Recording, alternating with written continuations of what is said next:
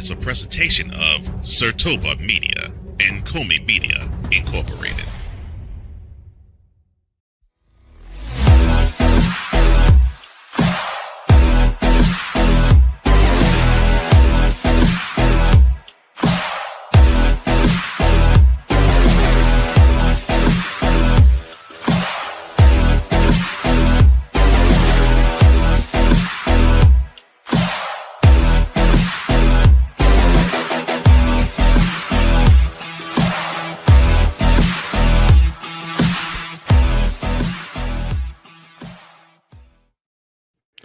We are less than 1 week away from Super Bowl 59. We will break down that game in its entirety, and we're also going to break down other things in the world of football, NFL style.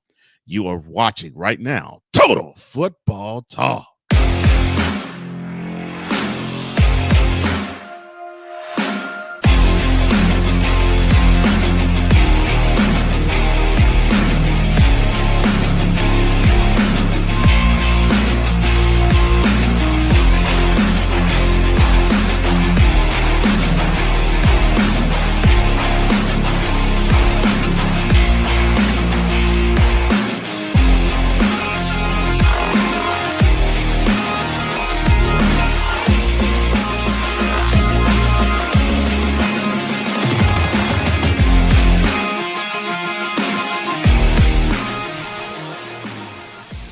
Ladies and gentlemen, boys and girls, children of all ages, we welcome you to Total Football Talk, the 75th episode of such.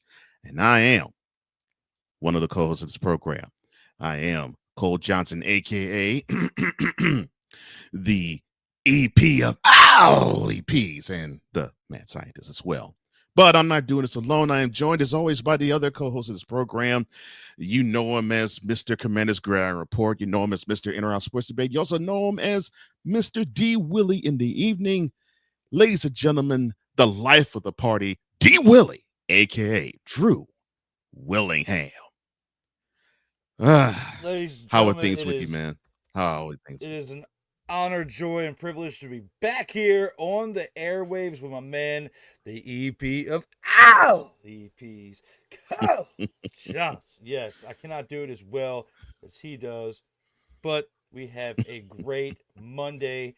We are less than a week away from Super Bowl 59, Cole. I mean, to finally be at this point, to see a rematch between two teams we just saw, just a couple years ago. This is absolutely wild to see again. Mm-hmm. And can it come down to a PI call in the end zone at the end of the game again? Who knows? We're about to find out here very shortly. Oh Lord! If it does come down to that again, I probably will have a full face palm expression for all the off season. Be like, no, not this again. But well, since there is no games to review, we will not have an opening drive. But instead, we are going to have this.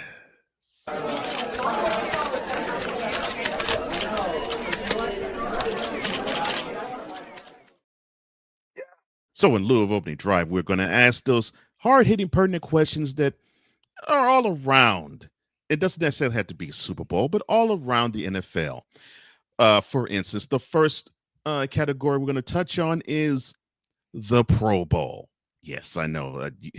It's something actually took place in Orlando that looked like it was a skills competition between two sets of teams. Well, that is the Pro Bowl weekend and how it is now. But it's flag football, not with the pads. So the past three Pro Bowl games have made one thing unmistakably clear. The NFC seems to love playing flag football. Now, before the Chiefs and the Eagles get it on in New Orleans, Orlando decided to host the flag football extravaganza to end all flag football extravaganzas of the year. In a 76-63 victory over the AFC, the NFC conquered all. And they also even won all events, including a 56-50 win in Sundays, I'm sorry, flag football game. Now you see it's won all 3 years in the format, and it began 2 years ago this February. Now, my question to you, sir, is people sort of had a waning interest in the Pro Bowl. Unfortunately, it was not too long after our one of our favorite players and one of your favorite Washingtonian players, Sean Taylor, laid probably one of the greatest hits in Pro Bowl history. But now it's flag football. Should we really care about the new Pro Bowl format? Man, that hit! As soon as you said that, I was seeing the flashback in my head. Mhm. That was a great play by Sean Taylor. But It was. It was. with the Pro Bowl and what we're seeing, should we really care about the new Pro Bowl format? Absolutely not. I mean, this is the week where you finally you get to understand what it's like to not have football, or at least the NFL around. That's a Because good then way the of putting it. following week you got the Super Bowl. It kind of gives you a preview of what's to come after the following week. There's no football because there literally was no real action that you saw in this contest. There was a lot of points being scored because of all the events that were being done. But Right. I'm going to ask you this: when the Hmm. events kicked off mid last week, were you watching the sleds and all that stuff? All that stuff? I was not watching. I'm going to be honest. I was not watching it, and probably half of America wasn't watching it either. This they need to go back to having just the All Pro team Hmm. where you get named to like it's just like the Pro Bowl. You get Hmm. named to it, but you don't even play. Like it's the honor. It's just like an award, Yeah. like you would have, 5-time All Pro, like you would have the Pro Bowl, except for you're not participating. You get the award, and it's still an accolade that you can add to what you've achieved throughout your tenure. Because at this point, there's no point playing. You might as well be playing flag football on a beach and not Yeah. on an actual field, and take it back to Honolulu. But if you're gonna be doing all this outdoor activity stuff, you might as well take it off the field. If you're gonna try to make it more of like where you still get the accolade, but you should enjoy the time in itself, might as well put it on the beach, flag football on the beach, if you're really trying to make it lax, because actually having it out on the football field is a tease. It's not real football, and it's not going to sell the amount of tickets that real football would, especially the Super Bowl. So you might as well put it on a beach or in a setting where you can still attract fans, but have it be, I don't know. With the way the world is nowadays, I guess you kind of have to have some restrictions on how close the fans can be to the game, because into the players in itself, because of safety reasons, because of the way things are nowadays. But I don't know. That's just the way I would envision a celebration of what the past season would truly be, is by putting it somewhere in a different location and not necessarily having it in a stadium. That's how I would care about it. I, to answer your question, no, I did not sit in I did not sit in front of my TV set and watched uh, relay races and skill competitions of the sort. I'm not saying they shouldn't hold it like you. I'm not saying they shouldn't hold it. But yeah, if they're going to hold it, if they're going to do, and this is something that Hollywood did before you were born. But I think you know of it. They had this Battle of the Network Stars where you had people who had shows on CBS would go against people who had shows on ABC, who would go against people who had Yes. shows with NBC, and it was done on either a beach in Hawaii or a beach in Southern California. And you had these wonderful celebrities, and you had great scenery as backdrop. If you sell it in that way, you might not get the hardcore guys to watch it, but you might actually get some audience just to see that, because it'll be a different type of event. And I love the Hawaii aspect because it's a vacation still, and it's an honor to be voted like it's an all pro. But uh all right, let's, as Cam Newton likes to say, let's keep it a buck. Orlando is probably the most exciting thing exciting place to be if you have children and you're going to Disney World. Otherwise, screw actually being in Orlando. Uh, there's nothing really there to see, not the city, nor the area. I mean, other than Disney World, and if you're there the first Sunday of February, you probably will be in warmer weather. Okay, or the last Saturday Sunday in January, whichever. You'll be in warmer weather. Whoop big whoop. You could do that in Houston and still get the same thing. And I guarantee you, and I lived in Houston, there's not much to see there. And I love H Town. So Orlando, nah. Miami, that's a different story. But even then, I was still wanting to, if I had the choice between Honolulu and Hawaii, I would still choose Hawaii. But yeah, I agree with you. It should be like an honor. And I get that you want to shy away from having the physicality of football because for some reason that doesn't really draw anymore. And you were beginning to see players say, well, I'm not going to risk myself to actually play a football game, a glorified football game, and I actually might get hurt at this event. Forget that. And I think they were trying to circumvent guys who were pulling out of the event altogether.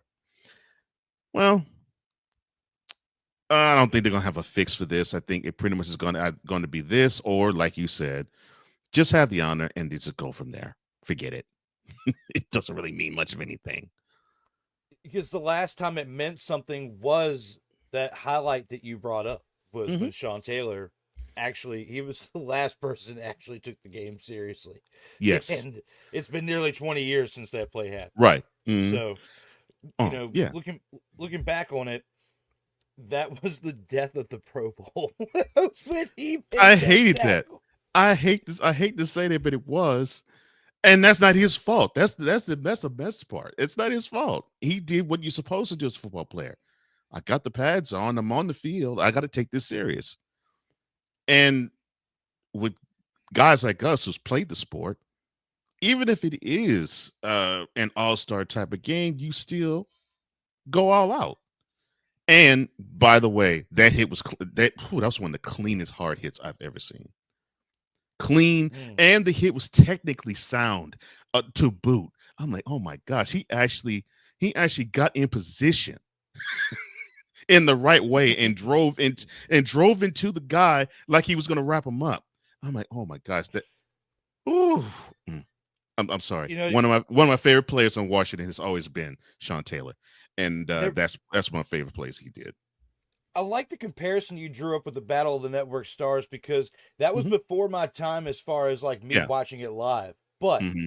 over the years, I have seen the clips of it on like YouTube, and there was like some Yeah. replays of it back in the day.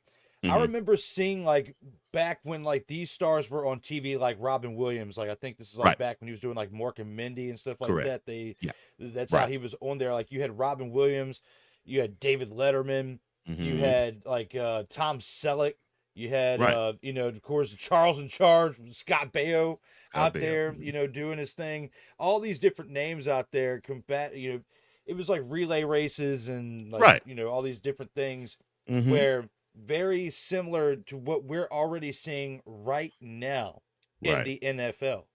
So if Hmm. you're going to do that in an NFL stadium, or I like where what you were talking about, Orlando, Disney, around the kids. At the same time, you're already talking about going to Disney World when you win the Super Bowl anyway. That's correct. So Hmm. you're going to have the NFL, represented at Disney World 2 weeks in a row. I don't know. So at the same time, you could bring more to and more revenue to different places, so it's somewhere else Hmm. if you did it in somewhat of like a beach style setting. Which I Right. mean, you could do that. Florida does have beaches.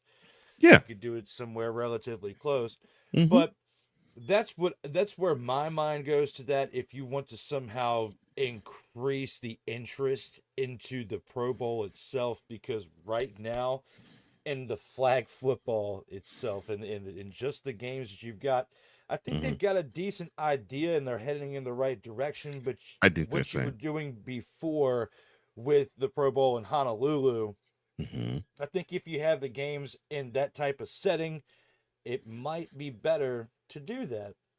as a whole round thing instead of just one individual event. Yeah, yeah, I agree. I think hopefully the Players Association actually get together with owners and say, yeah, well, that Hawaii thing, the game, we don't have to do the game, but you could do these events and put it over there and make it a family thing. And I like that idea. Disney World, 2 weeks in a row with NFL partnership with that. That's interesting too. And that might be an avenue they go down, but I agree. The current way has to change somehow, some way. Ooh, man. Now, before we get to the next question, let's hit the tribe. All the way from Norway, Sig Diggy, with his vintage greeting. What's good, everybody? He says, good morning, good afternoon, good evening, and good night. Good afternoon to you, sir. And good Good afternoon afternoon, to sir. one half of the Monarchs, one Mr. Darnell Playmaker Silence. He says, good morning, TFT bros. And it's a personal note to you. I hope everything goes well with you when you make your journey to New Orleans and Radio Row. I hope everything goes well with you, man. Congratulations to that honor that you have had Thank you, bestowed sir. upon you. Yes. Nice. Dante, Eagles fan extraordinary, says, what's up, guys? He says, look, that Sean Taylor hit, it changed the Pro Bowl for a while. And the whole game, even with the pads on, got a lot softer. Yeah, it did. It did. He also said, I think the NFL got rid of the Pro Bowl game and I think they should get rid of it and include it with the NFL honors, which normally NFL honors it used to be every Thursday before the Super Bowl. I think now it's Saturday. He says, and have the players walk across the stage to receive their jersey. I don't like that idea too bad either. I like that. That doesn't sound too bad. I like that. That's a I thought good one, that was Dante. it's just Wednesday or Thursday, isn't it? The I NFL thought honors. it's Thursday. I thought it was. I thought they moved it from Thursday to Saturday. I don't know why they did Saturday, but I February think 6th. So Thursday. Yeah, Thursday. Okay, February so it's 6th Thursday. at Okay, 9 o'clock. so So it's yeah, okay. it's Thank moved you. up. Thank you for that correction. Thursday. Okay. Thank you, the internet. Yes. Thank you, internet. Shout out to Google. Shout out to you, Google. Thank you, and thank you, Tribe. We're glad that you're holding it down for us and with us as we proceed. Now, the Ohio State Buckeyes, they are, well, I won't say fresh, but close to fresh off of their historic national championship run, which culminated in the cylindrical gold pole that they hold and hoist up. And they did that in Atlanta with their 34-23 victory over Notre Dame. Now, the reason why I'm bringing that up is because the offensive coordinator of that Ohio State team, Chip Kelly, well, he is leaving college and he's coming back to the pros. He's returning to NFL and he's joining Pete Carroll to be the offensive coordinator under the new head coach, Pete Carroll of the Raiders. Now, the 61-year-old has spent the past 7 years in college football in total. Of course, last season, Ohio State, and before then, he was the head coach of UCLA for the previous 6. Now, Kelly last coached in NFL in 2016 when the 49ers had a beautiful season of 2-14. Now, my question to you, sir, is what impact do you see Chip Kelly having on you saw that offense that the Raiders had this past year? What impact do you see him having on that anemic offense that the Raiders run? I mean, Chip Kelly has had success with offenses in the past. I mean, you have to give him his credit. I mean, in the NCAA, he does have an 81-41 overall record. So he can coach. Does he have the head coach title? No, but he was a college football national champion in this Right. past year as the coordinator with Ohio State. And Hmm. you transcend what Jim Harbaugh did coming from Michigan over to the Chargers this year. Did they go far in the playoffs? No, but they made the playoffs. They did more than what Staley did. Keep in mind, yeah, he is a head coach over there with the Chargers, but he still had an impact within that offense. Hmm. And you look at what Pete Carroll, is trying to do and try to build over there with the Raiders. You realize he's pushing 80, so he can't be doing everything all himself, even though he does have offensive-minded capabilities with what he's done in the past and what he's Mhm. done as a coach, that being Pete Carroll. But when it comes to Chip Kelly in his time, you're basically coming in there. Him, Chip Kelly, 61. He could be the successor to Pete Carroll at some Mhm. point over there in Las Vegas. It could potentially That's a good happen point. if things go the right way. Because Pete, Super Bowl champion, 73 years old, has been in the league for quite some time. But Mhm. Pete is mainly a defensive minded coach, bringing in Right. people like Dan Quinn and establishing him as a defensive coordinator, helping him get to Atlanta. Mhm. Eventually, we saw what happened there, but now he's in Washington doing great things, coaching, and that all started under the Pete Carroll coaching tree for That's him. correct. You Mhm. look at other players, coaches that have had success under Pete Carroll. Chip Kelly has been waiting for a big breath of fresh air since um, his ousting from San Francisco. How things went with Philadelphia. He's been looking for a way to get really back into the NFL, but in good graces. And his best opportunity is now as an offensive coordinator with the Raiders, working under Pete Carroll, who again, I see Pete Carroll doing something very similar to what Bill Belichick's going to do with the UNC Tar Heels in college, where he's going to Mm. be there for 3 to 4, 5 at the most years. I say 3 to 4 years because they're both pushing mid 70s. They're like 73, so they're like Right. they're are you going to be coaching at a high level at 80 years old? No, people are Mhm. usually retired by now. So to take a Yep. job at this age, I mean, the one thing you got to say about Pete Carroll is he doesn't act like he's 73. The man moves around, does things like he's 20 years younger and has a lot of Right. life, a lot of spirit left in him. And he's Mhm. trying to have people around him that can energize him or continue to keep him energized to do the best that he can do as a coach. And Pete will be focusing mainly on the defensive side. He needs somebody that can hone the offense to where he doesn't have to worry about anything, really kind of just focus on the defense and kind of build on what Antonio Pierce was doing with that defense over there in Las Vegas with Max Crosby. You bring in somebody like Chip Kelly, who, you know, you got Tom Brady up there in the ownership part, whether he's a minority owner or not. He wants to have a good offense, and your best option to have that ability to do that would be to bring in somebody who just won a national championship as an offensive coordinator, because you're not going to get somebody like Cliff Kingsbury this offseason. He's staying in Washington. I Mhm. mean, there's no head coaching opportunity for Cliff to really go out there and take, for him to really capitalize on what they did in Washington this year, even though they did, go to the NFC Championship, and you could get something off of that in most cases. A lot of the best coaching opportunities were taken by the time the NFC Championship came and gone.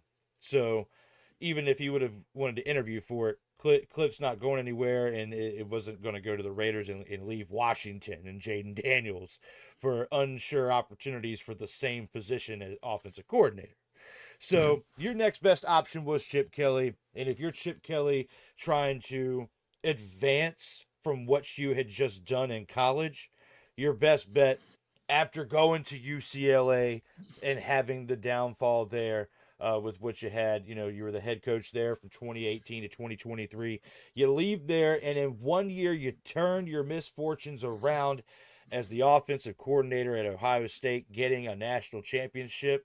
I think it was an absolutely great choice by Chip Kelly to go and run the Raiders offense, and I think he is going to make an impact because you're going to have younger talent. This is going to be a younger team. Mhm. He's going to want to try to run, what he did over there in Oregon back in the day. He's going to want to do something similar with the faster paced offense that you're going to need younger players to utilize. You're not going to be able to grab Aaron Rodgers or you're not going to be able to grab an Aaron Rodgers or Russell Wilson this offseason and have him run a Chip Kelly offense. There's no way it's going to happen. A 40-year-old quarterback, 41-year-old quarterback, Aaron Rodgers, Mhm. and pushing 40s, Russell Wilson. There's no way. No mother, father, and way you're going to bring Mhm. either one of those in here to run a Chip Kelly offense. They are going younger. Hmm. They just may try to trade up and get Shadur Sanders now. I can see that. I can see that. Yeah, I agree with you. I think the trend is going to be younger, and and normally, and I'll add to what you said. Normally, the Chip Kelly, anything he runs, offensive wise, it's better served when the talent pool is younger. Pete Carroll, as a head coach, normally coaches better when the talent is younger. So you have two guys who I think believe that if the median age of the team is south of 30, I think they stand a better chance of turning around what has been, let's be completely honest, a moribund franchise. I mean, we're talking about one that has not even seen a Super Bowl in what, 22 years. So yeah, I think we're going to be seeing a lot of tempo on offense, and Chip Kelly normally likes to run a run heavy up tempo type of offense. So that definitely makes someone like Pete Carroll smile, because he likes his offenses to run a little more, because he likes the defense to really carry the day. And so I think this is a good fit. Now, here's the question that I have for the Raiders. If you do have the right fit, you do get the running back that you need to actually have this all circle around.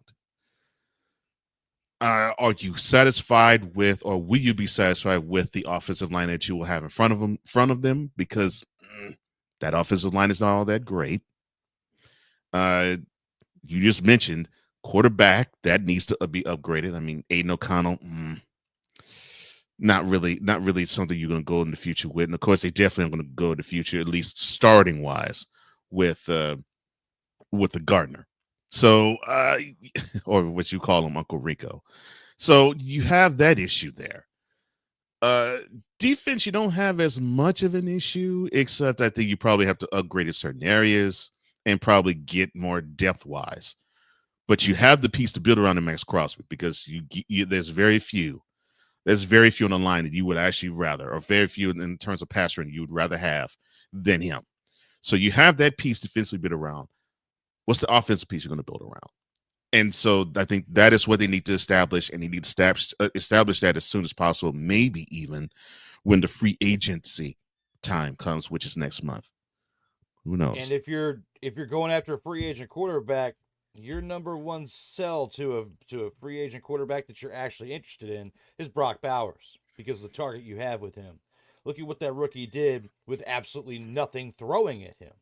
So Yep. I really, if you're whether you're a free agent or if you're Shadur Sanders coming in, if they can bring in another wide receiver and you've got Brock Bowers to go along with that, starting off in a pretty good spot. But you also need an O line to help protect you. And Aiden O'Connell Yes. and his weird looking mustache was not getting enough protection over there by his offensive line. He surely was not. He sure was not. With the lack of protection, and even the the lack of composure on that line too, because they would be drawn into penalties too. Yeah, they need to have an upgrade for sure there, and I think they need to start with the upgrade there. But yeah, No, Bauer's a good point. That's a really good building block they could start with to build around him too. Aiden O'Connell reminds me of Dominic Mysterio with that mustache. Oh Right there, no. Dirty Dom. Every time he dropped back, I thought it was Dirty Dom in there. He just tucked his mullet up underneath in that helmet, was ready to sling an interception. Good old Dirty Dom in the Judgment Day. Oh Lord. No, he's missing is the Yes, frogs. the Royal Rumble was this past weekend, and just Right. Dirty Dom getting in the Royal Rumble. I laughed. I thought it was Oh, funny. That was a really good I event. I too. really was really happy with that event this past weekend. I was too. I was too. Oh my Jay goodness. Uso, the Oos, yeet, got himself the Royal Rumble. Yeet. And he kicked off Fruity Pebbles and got the Rumble win. I was absolutely happy. As I'm drinking as I'm drinking lemonade Oh out of a no. Skittles cup. Yeet. Fruity Pebbles. Thank you, Rock. Of course, for those who don't know, that was an insult more than a decade ago. Rock saying to John Cena, "You wear all these colored shirts, a bright green shirt, a bright purple shirt, bright yellow shirt. You look like a big bag bowl of fruity pebbles." And when he said that, I was like, Pebbles or Skittles, that actually would work. I've called him nothing else but Fruity Pebbles ever since that promo. Oh my gosh, I love that. He was spot on with that. To the tribe again we go. Mr. McCarthy, one half of No Credentials Required. We appreciate you. Thank you, brother. Yo, I'm gonna big up your head coach very soon. So stay tuned. Dante says, look, this Chip Kelly partnership with Pete Carroll, it's very interesting, but with Chip, there's a lot of egos in the building just with him alone. Uh yeah, and actually just with the Raiders, there's a lot of egos alone. You got Brady, who's a minority owner of the Raiders, Tom Brady, that is. Pete Carroll, who yeah, he does have an ego, but he's giving enough to where it doesn't really overshadow things. It says, look, Kelly's last famous words was, well, what can go wrong? Good point. Good point there. Ike Dustin. I It's good to see him, my man. He says, hi, guys, what's up? He says, look, I don't like Chip in Las Vegas, and I don't like him there because he's not loyal. is he not loyal? Was he not loyal to the team or his quarterback or what? That's my question. Mm, the the only place where I could say that actually might be. I'm not saying you're wrong, Ike, but the place I could definitely highlight where that could possibly be the end of his stint with the Eagles when he was a head coach. I could see how you could get that, but yeah, definitely elaborate further though. Definitely Yeah. elaborate further. Dante says, "Look, what does this mean for the AFC West? You got Jim, you got Andy, you got Son, and now you have Pete. How long before this division becomes SEC football?" That's a good question. Touche. Touche, my man. That's a good Well, question. yes. Very, very good question. We'll have to revisit that during this upcoming season. Yeah, no problem. Oh, Dante, I think has an answer for us. He says, "Yeah, he was Yes. the jerk at UCLA, and they hate him there." Well, he was a jerk at Philly, and Kind of a he jerk everywhere except for Ohio State. They love him, but he wasn't there yeah, long enough. right, He was there yeah, for a they loved year. Ohio. They love him Ohio State still, but yeah, he was a jerk in Philly. He didn't stay in San Francisco long enough, and yeah, he was rather jerky in UCLA, and I don't think we knew him well enough in Oregon. I think he was so far away from Stop us. it. We just saw how he was, how successful he was with Oregon. Oh, he says I still hate it. Why? Why do you still hate Chip? He got you division championships with Shady. How could you hate him, Dante? Dante.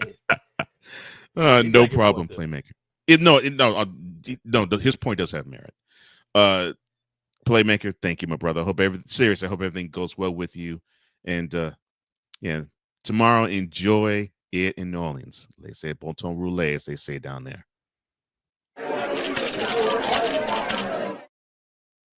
Now, one interesting development, we were talking about flag football and Pro Bowl.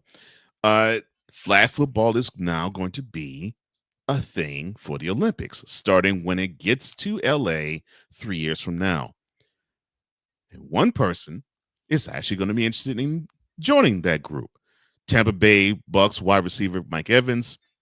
He said this past Saturday at the Pro Bowl that he is considering playing for Team USA for flag football come 2028. The International Olympic Committee, or IOC, they announced back in October of 2 years back that men's and women's flag football will debut for the Los Angeles Games July of that year, 2028. The six-time Pro Bowler and franchise's all-time leading scorer is interested, having gotten a little taste of it, of course, with the Pro Bowl flag football format in the last 2 years. He said, let me see if I can find it here. Here we go. He actually said, quote, this is good practice for me in the Olympics. Most likely, I'll be retired by 2028. How many years is that? 3? I don't know. But if I'm retired, I would definitely like to play in the Olympics. Close quote. Now, yes, he would be turning 35 the month after the Olympics would be there in LA. So, my question is, will more NFL players volunteer to be on the U.S. Olympic flag football team come 2028? Well, considering that they are considering players from the NFL, CFL, and UFL for the 2028 flag football teams, I can see that being a possibility.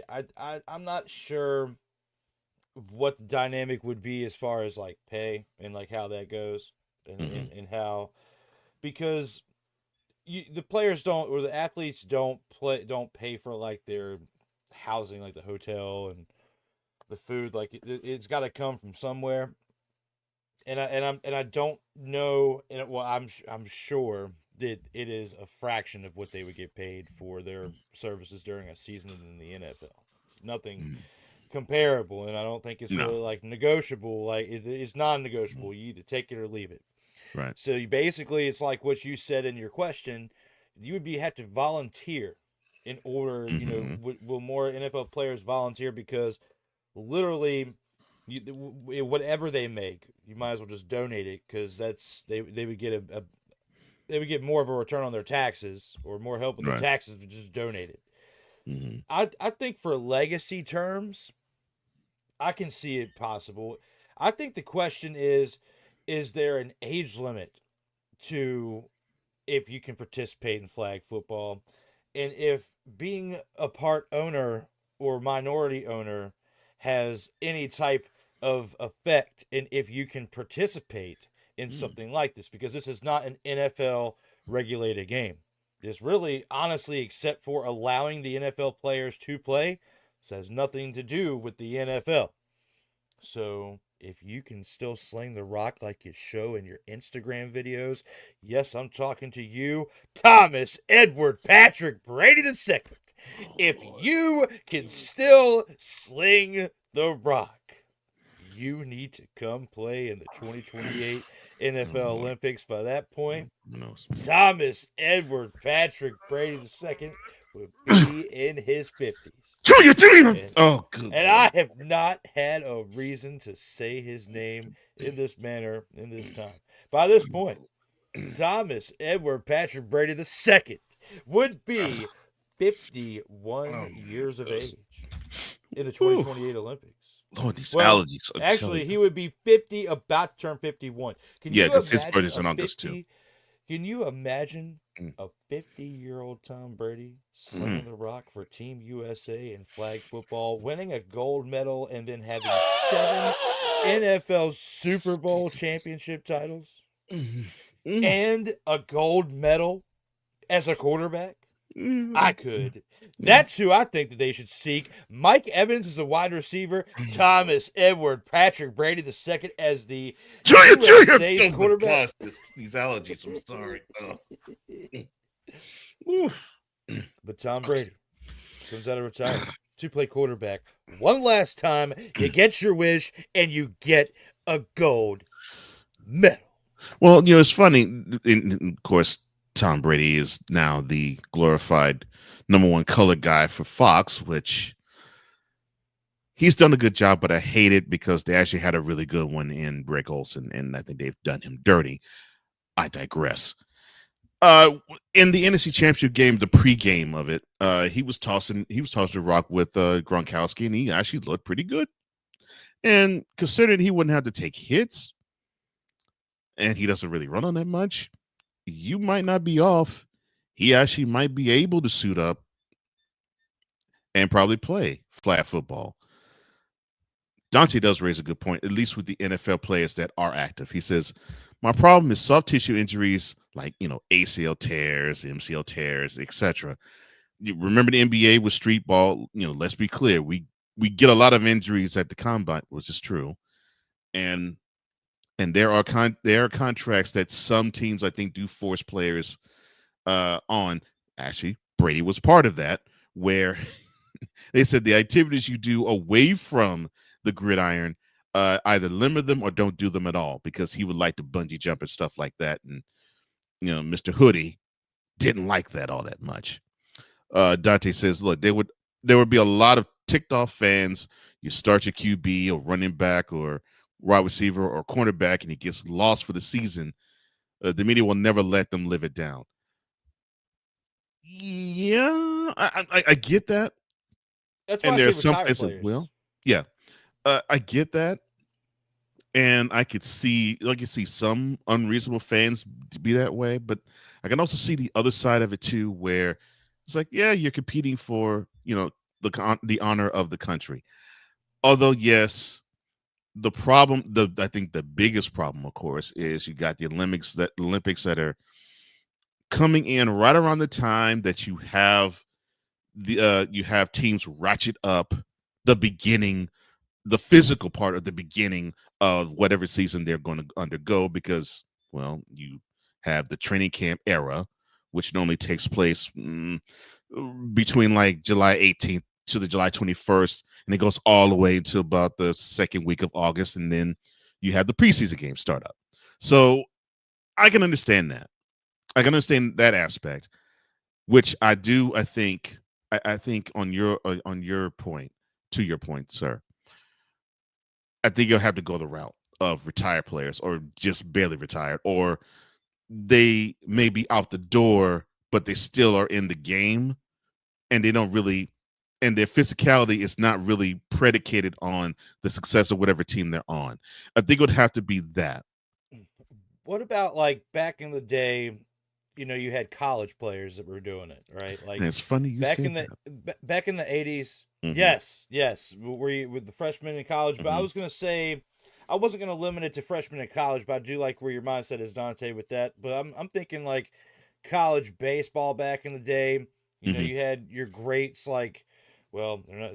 I guess they're kind of not really greats anymore because they use steroids. But Mark McGuire and Randy Johnson and those, Randy Johnson wasn't on steroids, but Mark McGuire, Mm-hmm. and Randy Johnson, they were on like Team USA back in the 80s. Helping them get gold medals as college athletes, college baseball players. Why not college football players go out there and play for it? I think the main issue with actual contracted or individuals who are competing for an actual team or organization, whether it's college or professional at this point, you can have non-contact injuries. Like even Deshaun Watson's injury, the latest one was non-contact. The one where he was actually in the game. He just dropped back and his leg goes out. So Yeah. looking at that for what it is, we've had several non-contact injuries in the past because your body is in repetition, all those dropbacks and everything. It just at some point, depending on how we're all, everybody's, get the same anatomy, male, female, or whatever. But as far as the wear and tear affects you differently depending on your genes and your makeup and your genetics. I mean, it's just how it is. Like certain things are predetermined before we even put the laces together for our cleats. I mean, it's just how it is. But the hits add up.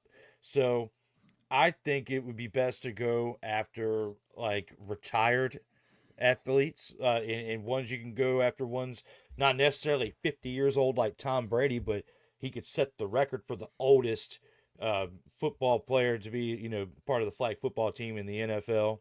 I can Just see like what you you're had talking about. Satchel Paige coming out in his 50s, throwing, Mm-hmm. hurling the ball out there. I think that was in the 60s when Satchel Paige did that. I Mm-hmm. can't remember. It was either the 50s or the 60s. It was something like that when he did that. But he came out of retirement, was already a Hall of Famer, and played for a season. So Tom Brady could be a Hall of Famer. Would he wouldn't? Well, would he be a Hall of Famer at that point? It'd be right around the time he'd be He getting could elected to he Hall of could Fame. he could be, yeah, he could have been elected. I mean, he probably would be elected between now and then. Yeah, it would either be that year or the year Year before when before. he would be Mhm. elected. But he could be a Hall of Famer. I think it's a long shot that it happens. But the fact that he's still throwing the ball out there, you're not scrambling around and running around, and you have time. Tom Brady could do it. I think he could, but at the same time, you got to look at it for what it is. And whether it's freshman in college, you have to get the caliber of the team better than what we saw in this past Olympics because the other countries had it down pat. Like they had their players right. All right. Mm-hmm. I don't know what lot they found those players at, just hanging out, having a few 40s, smoking a few Newports, whatever it was. That's what it seemed like when you were watching this team on TV, Cole. I was like, what court did they find them at? Hanging out with Jacob Fatu back in the day, drinking 40s and smoking Newports when he was part of MLW. Okay? That's what I felt like we were watching during the 2024 Olympics, Cole Johnson. Not That's MLW era Jacob Fatu. That's hilarious. that's that's how I feel. But I feel like NFL. To answer your question fully, I Mhm. think it's going to be more so NFL former players because there's some out there. You look at like was it like Nate Robinson with basketball was venturing into different like sporting activities Yeah, once yeah, he got he, out yeah, of he, the yeah, game. he went into boxing. Yeah. Hmm. So this isn't quite that, but it's a healthier way of playing football. But at the same time, it's like sometimes when people retire from a profession, you can go back and work part time or do certain facets of the job that you Hmm. used to do and get a fraction of the pay, but it keeps you busy. Hmm. And that's what you could think of this as when it comes to this profession. But there's a Hmm. lot of people out there that hang the cleats up for the last time and they don't want to put them back on for a variety of reasons, whether it's contact or not. The most they'll get into it would be announcing like play by play or coaching, but they don't ever Hmm. put the cleats back on. This isn't like the big three, for basketball, but at the same time, it has a lot more clout because you can get a gold medal. So I think to answer your question fully, again, it's going to be more so NFL former players and not really NFL players because, like you were talking about with Mike Evans, he'll more than likely be retired by them, and he wouldn't be violating any contractual obligations within the organization that he plays for. So that would be the concern with actual NFL talent going out there. That's why I think it's more so former players, and you've got to go after recently, within the past 5 years, retired players who were still in shape. The only ones I would say that are the wild card in that would be either the two following: one, Tom Brady at quarterback, and two, Terrell Owens at wide receiver. Both of them in their 50s at that point could still be the top players for that NFL flag football team. Well, I mean, you still have Tail running what 4.5 40 still, and he's Yes. 51. So yeah, yeah, yeah. I mean, the dude could, yeah, dude could still go, and that speed would be welcomed. And I mean, he keeps in tremendous shape, so he'd be 54 by the time this event will take place. I could see him actually wanting to do this. That I think you're onto something there. I think events for that would be good for him, or like a Donovan McNabb, or who's another recently retired person that would work. It would Donovan work. McNabb been out of it way too long. No, Well, true, he but I hasn't mean, played. all he He has to hasn't do played in is like throw. 15 years almost. But Like yeah, but all he has to do is throw. Uh, no, I'll disagree with that one. I love you, but I disagree with that one. Like To, Tom Brady. There's really not a lot of like ones that are out the game longer than 5 years that are still in shape enough to do it. Maybe mo- Gronk could, but he's got to put the bong down long enough to want to do it. more than likely, more I would say more than likely would be probably Travis Kelsey, because I think he will be retired by then. Oh yeah, yeah, he would be a much. Oh yeah, and Ryan McCarthy has a good selection there with Oh, Megatron. Megatron. Yeah, yeah, not bad. Yeah, him, Adrian Peterson. No, I mean it would be people like that. But yeah, But it'd be flag football's interesting. not really like a rushing game. It's more like a drop back and air Yeah, it yeah, on you're out. right. And It Peterson's strong suit wasn't with his hands. Yeah, good point. you need a wide receiver, and you need mainly wide receivers and tight ends. You know, Yeah. because it's yeah, you might be able to have, you might be able to get Jason Kelsey in there who drops enough pounds in there to hike the ball up to I get. you. Mm-hmm. You know, and do, there's a little bit of blocking Mm-hmm. involved, but it's nothing in comparison to what full contact football Oh is no, like. not even close as stressful or as Dante has a good strenuous. point. I don't know what type of shape he's in. It's been a while, but Devin Devin Hester would be the only Hester. other one out Hmm. that's like around from McNabb's era that I would consider he might Mm-hmm. still have the speed. But I like former NFL players playing Yeah, in this type of atmosphere because that's fresh out of the plane. Yeah, I get that. within 5 years, and of course, I mean, you can be out the game for a year and put on. Look at what Jamarcus Russell did. He was putting on the weight while still playing. You can go That's out of true. shape in 18 months, 12 to 18 months, hell, 6 months. You just let yourself go and lay around, eat Cheetos all day, and play video games. Call of Duty yourself, but at least he's probably playing video games while he's walking on the treadmill. I got to give Call of Duty credit. Okay, he hasn't put on a single like obese pound, so he might be playing that Call of Duty, but he's actually on the treadmill or doing squats while he's playing Call of Duty. I can't get upset with him. And then there's one of your all time favorites, Daryl Green. He said, look, he's 64, or he would probably be 67 by then. He says, and still could probably smoke some of these fools currently playing, which He, is true. I would not doubt that either. But it's like he's been out of it so long. He's tired. He's tired. He's tired. Like him, Barry Sanders. Barry Sanders. He's tired. All right. So look at that for what it is. I just he's not in shape You like okay?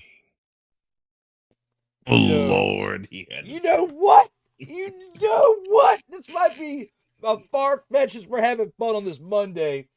What if You okay?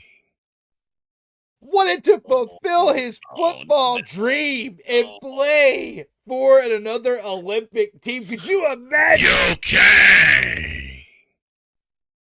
playing football for Team USA? Hell to the no, to the no, no, no, no. Hell no, no, to the no, no. What? That's all we need. That would be all we would need. Let me see. He's 40 now. A 43-year-old LeBron James playing flag football, going for his fourth gold medal. That's all we would need. Lord. Hey, I'm just saying it wouldn't be a Surprise, motherfucker. to me if it No, happened. no, but it would make me vomit because the talk after that would be, look at that. See, yo can't do this. He get basketball gold medals. He get football gold medals. Lord have mercy. Stop it. Get some help. At least I found a creative way to get You okay? back into a football topic. Yeah, LeBron James playing football of any sort. Let me think about that. Yeah, that's about it. We gotta pause that.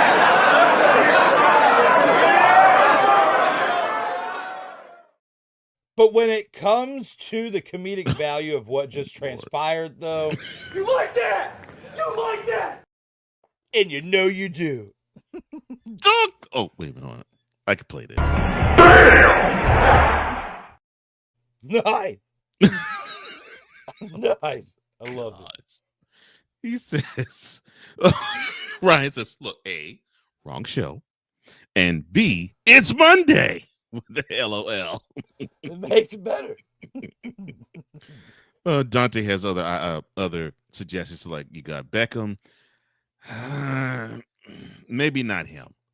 And not because I dislike him, but because he has knee issues. He even said LeBron because Vic, heck, throw in KD. Lord have mercy. I'd rather see.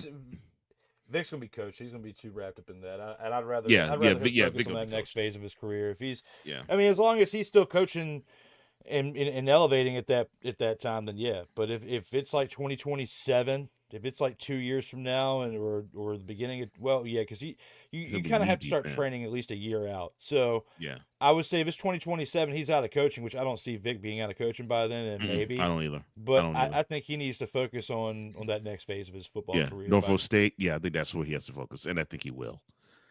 I think he will.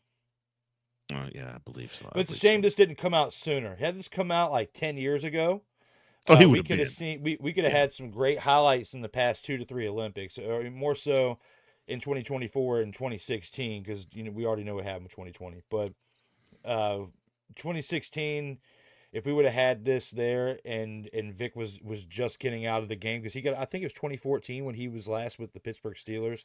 That would have been perfect Hmm. timing had Vic just gotten out in 2014. They're like, hey, they're bringing the flag football to the Olympics 2016, and he was a part of that. That would have been pretty cool to see a Michael Vick at that time, because he was not in his prime for NFL football, but man, he would have Right. been in his prime for flag football at that point. I believe that he would have done some great Hmm. things in that contest.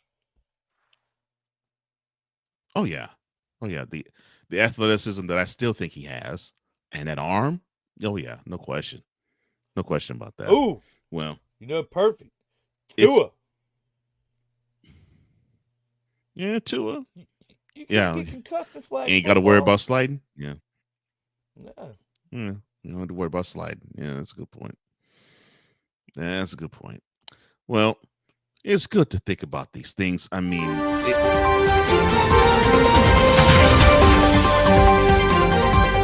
Oh yeah, it's time. Breaking news. this just into the total football talk news desk. Defensive end Miles Garrett of the Browns, the reigning defensive player of the year, he has requested a trade from the Browns. And he announced on a statement earlier this morning, quote, while I've loved calling this city home, Cleveland, my desire to win and compete on the biggest stages won't allow me to be complacent. The goal was never to go from Cleveland to Canton. It always has been to compete for and win a Super Bowl. Close quote. My question is just simple. Your thoughts on Garrett wanting out of Cleveland? It's about time. It has literally been, this should have come the day they made the move for Deshaun Watson. Because, you know, like you like to grab the towel and do the stuff. We already know the bit. We already know the bit. From that moment that bit surfaced on the internet, Miles Garrett should have said, we've got people out here doing acting jobs on our quarterback for him grabbing towels and exposing himself. Yes, we need to get myself out of here and away from this situation. That is exactly what should have happened in that moment. But here you are. You got Oh my exposed to him gosh. a little bit more. An injury here, an injury there, some inconsistencies to the left, some inconsistencies to the right. Absolutely nothing in positiveness in the middle. Miles Garrett was carrying this team's positivity over the past few years when they have had their good moments, because their offense, for what they invested into it and the talent that they brought in here, was absolutely dumpster pelican worthy, absolutely terrible. And the names that they brought in here, they should have gotten a lot better dividends out of it, especially when you have the people and the talent on defense like you had, and it was spearheaded by Miles Garrett. So, looking at it for what it is, it's a shame when you had talent over there. You can even go back to, like, when this team had like Trent Richardson on offense and other players when they were in their prime before the injuries started to add up. And Miles Garrett wants to get the expletive out of there before that happens to him. Because once you finally get out of Cleveland, they got the best out of you with no positive dividends for the team as a result. There was no playoff run. There's no division crown. There's no NFC. There's no AFC championship appearance or anything like that. Like teams who had a 33-year drought, like the Commanders did this past year, ending that drought by getting to the NFC championship. And you look at teams like Cleveland, who haven't even been to the AFC championship since they left the NFL and came back. So teams like this, if you're Miles Garrett and you've spent 8 years, your entirety of your 20s playing professional football for a franchise like the Cleveland Browns, and you're absolutely just spinning your tires and you're going nowhere, you got to make a move, and you got to make it now. And that's what he did, and he requested a trade. And unless some serious moves, a serious overhaul happens, like what happened in Washington this past year, there's no way he comes back this upcoming year, and I don't blame him. He needs a new start, and he needs to go to a team that's an actual contender, so he can finish out the remaining years he has left in the NFL in a positive note and get a Super Bowl championship, because someone of his caliber deserves that in his list of accolades. I really cannot say any of that any better. I agree with you 100%. And yeah, I think he needs to get out of town before the Browns utilize every single drop of his talent. Dante says, "Look, Will," and when he says "Will," he's talking Eagles. He says, "We'll get him if he wants to be a champion. We have trade assets. Like you need another defensive piece on that still the defensive Come on, side of the Dante. field." It's like when we were a little kid and they told you no more cookies, and you put your hand in the jar anyway, and you got another one. Well, we're smacking your hand right now because you need to share the wealth, my man, and he needs to come on over to the Kami Hogskins. I mean, come on. You got Smith, you got Carter, you got Dean. Where are you going to place him? Yeah, share the wealth, my brother. Let him come on over to Washington, because you know what, they need help. They need help on defense. They just gave up 55 points to your team. Let's make it a little bit more competitive over there in the NFC East. Now he would fit there because that's a need. I'll admit there, Washington, there's a need for that for him, no question. He says, "Look, it sucks. Great players getting wasted at horrible organizations." Yeah, it is. He also says, "Look, Philadelphia sports media was very confident the Eagles can grab him. We could trade players as well." Well, we know Howie Rosen is very good and very astute with the draft and getting the right free agent pickups. We understand it. You stole what I was about to say, Ryan. He says, "Look, Howie Rosen will find a way to make that magic work. I bet." And I would not be surprised if he's an Eagle. Hell to the no, to the no, no, no, no. Hell no, no, to the no, no. I was going to say it would suck for the league if he is.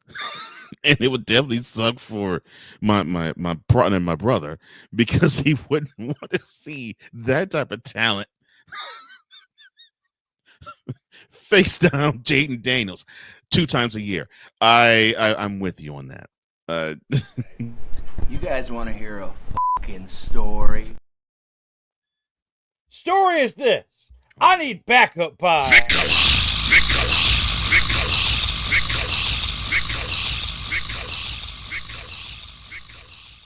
Wait, before you go there, if Gerald wakes up from his GM malaise, he may end up in Dallas. Never know. But I'm sorry, continue. No, I didn't click Vicolaw's button because he's going to Dallas. Expletive, no. I know. Expletive, no. I just needed help from somebody else in the NFC East to talk some sense into Dante, to let him know, take your hand out the cookie jar and share the wealth. Let us have a cookie. All right. Let us eat over here a little bit too, because we need the help over there on defense. And we'll give you some more cookies later, but right now, you've had enough. It's time to play your game this Sunday and see if the diet paid off. No, I know you weren't saying Vicola because you're saying he's going to Cowboys. I'm just saying if Gerald wakes up, he might end up being there. You never know. I don't think so, because I think Gerald's happy with who he has. Dummy. But Dante says, "Look, we win the Super Bowl this coming Sunday, and then we get him. Of course, you got Howie Roseman, the greatest GM of all time. Well, he will be right up. Well, he definitely is right up there with the greatest GM of this era, and I don't think there's any dispute or debate about that. Literally, Ryan says, "Look, my biggest fear is that he winds up with the Bills, and the Bills actually need someone like him. That's even the scarier part." Yeah, because Von Miller could be ritiring this Hmm. offseason because he was supposed to retire 2 years ago, but he Right. got hurt last year, Hmm. and he came back this year because this year's Bills team Was was supposed to supposed to be go to good Super enough to Bowl. go to the Super Bowl and make a Hmm. run, but it's not happening. So No. unless Von Miller toughs it out for one more year, but with Miles Garrett on that defense to work with him, woo! Because Oh Von Miller did pretty gosh. good this year too. Yeah, he did do But at the good. same time, regardless if he comes back or not, they need help. I think that I know it's a fear for you, Mr. McCoffey, but at the same time, if he doesn't come over to commies, I feel there's a good opportunity he goes to Buffalo. Now that you say that,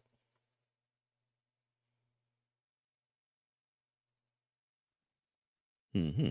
Cole, there he is. Yeah. He's back. Yeah. Yeah. I'm back. Uh, but yeah, You froze it. but yeah, that's the thing. There's a need with him with the Bills, so I can see that. Dante says, "Look, don't blame Howie. Teams hiring bad GMs. I know. I don't blame Howie. He says, look, How he calls, don't Howie answer. calls, don't answer. No, Hold on, it's hold on, hold on, he's hold not on. he's not as bad as when Belichick would call. Because if Belichick would call you, you knew if he was trying to trade you somebody, that guy was damaged goods. Remember Deion Branch? So I guess you're saying if he has an eagle, if he calls you, don't answer. But yeah, I feel bad for them if that's the case. Oh my gosh. I did not think that I was going to have this entertaining end of the Grand Scoop, but I actually like this. That's kind of good. But Miles, yeah, I hope you do find your way into a contender, man, because you've already proven that you're one of the greatest defenders in the game today. Now all that's missing is a ring, and hopefully you find it. And well, if it's up to Dante. You'll be clad in green and singing "Fly, Eagles, Fly" in no time. Yeah, boy.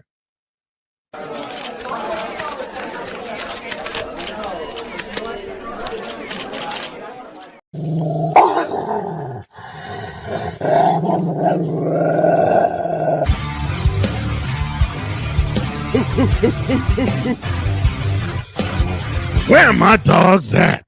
It is time to award the grand champ for this week. And for Drew's, I will cede the floor to him. It is time that I award my grand champ. Yes, indeed. And I will give it to Pistol Pete Carroll, the newly hired Las Vegas Raiders head coach. And my reasoning behind it is he's not looking to retread with quarterback Russell Wilson in recent interview times.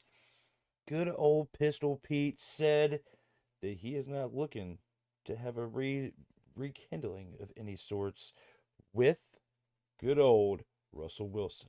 So, because of that, because he was adamant in his decision that he's not looking to bring back some old quarterback because he is not going to be running the offense. It's good old Chip Kelly that's going to be running the offense. Anyway, someone named Chip doesn't want to have an old quarterback.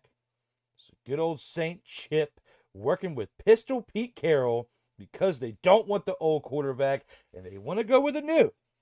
I'm going with Pistol Pete as my selection for the Grand Champ of the Week. And I will be having other picks like this during the offseason when we don't have football over the next month. I will be selecting selections like this. When you make a good decision, saying things like this, I have to go with good old Pistol Pete. Not angry with that. Not arguing that at all. And that's a good pick, though. Oh, Uh, thank you.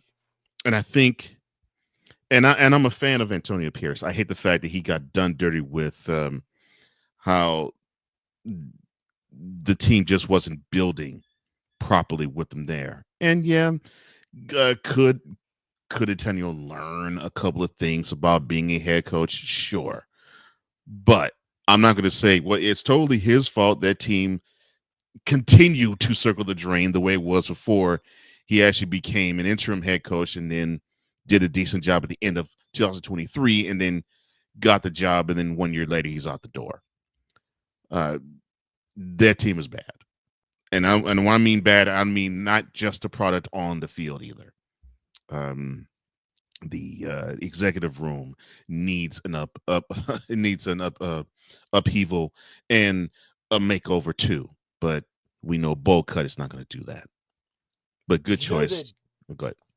Did you know that? And the reason why I bring that up too is Chip could have been hired as the offensive coordinator for the Raiders last year, and That's right. actually was seeking interest for it, but AP blocked it. And looking at what happened last year with the lack of success throughout the first half of the year, he gets dismissed. They bring in Chip out of spite. Hmm. You might have a point there. But yeah, I totally forgot that Chip was looking for a job before he landed Ohio State and was actually in the NFL. Forgot about that. Good recall, bro.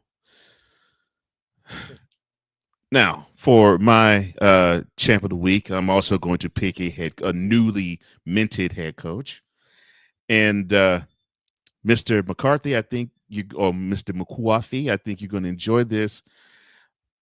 This is probably one of the better decisions that Woody Johnson and the brain trust of the Jets have made. Aaron Glenn, former player of the Jets. The Jets actually drafted him in 1996, I think.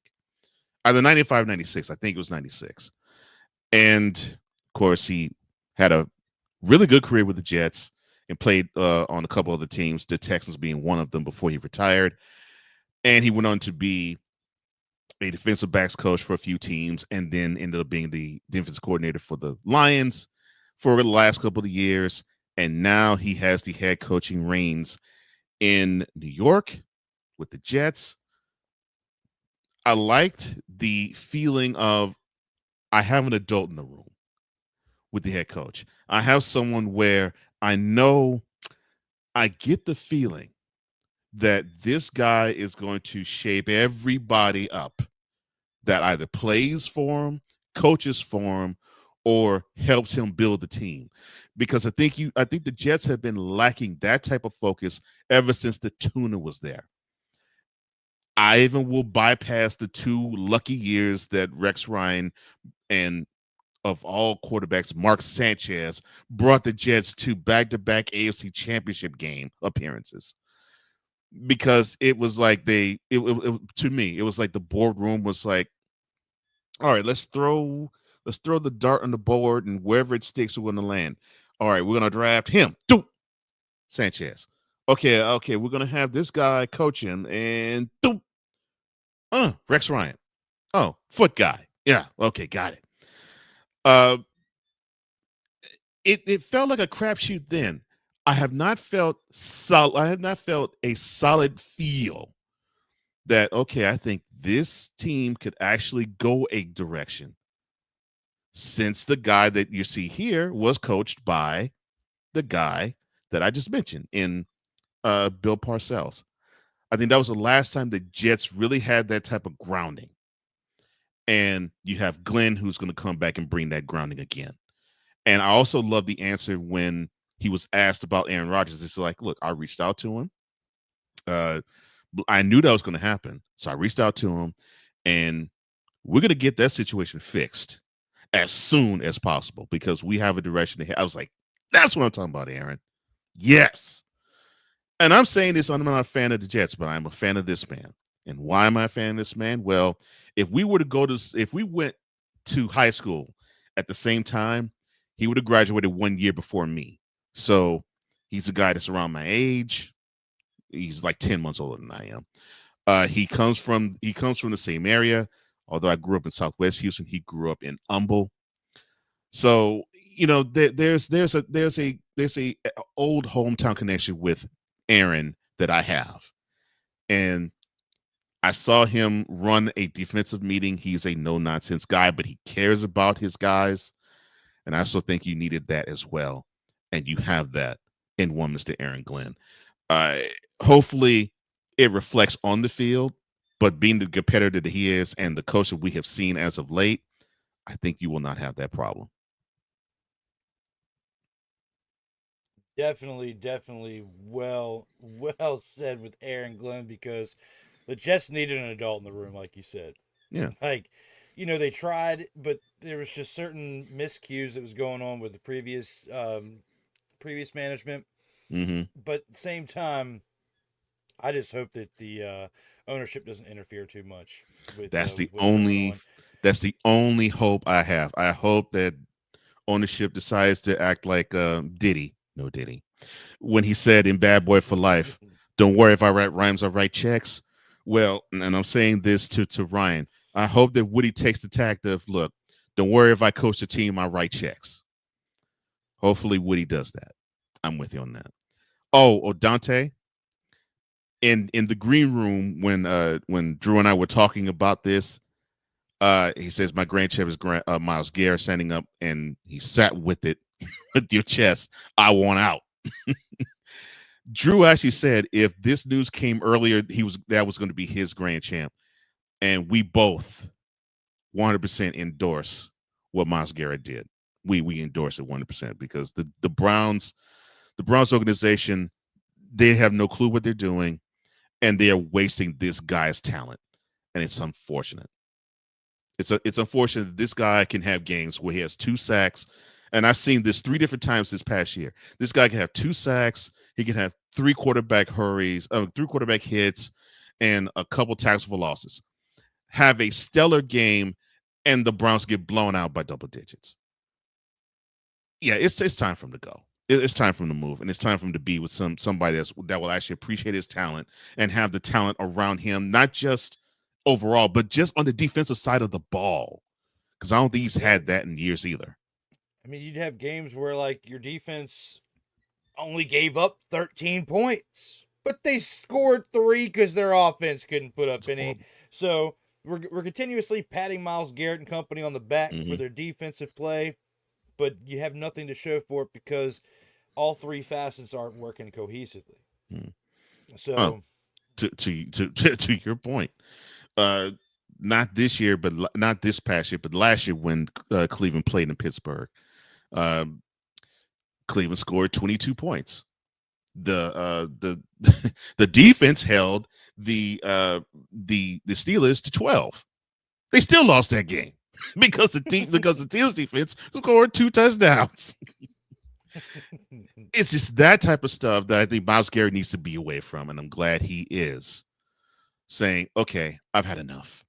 So Dante, I think I can speak for Drew when I say we're on board with that too, and we will. I think we will both give an honorary tip to the cap and a grand champ to him because he needs to say up yours to the Browns front office because they are treating him dirty. Oh my gosh.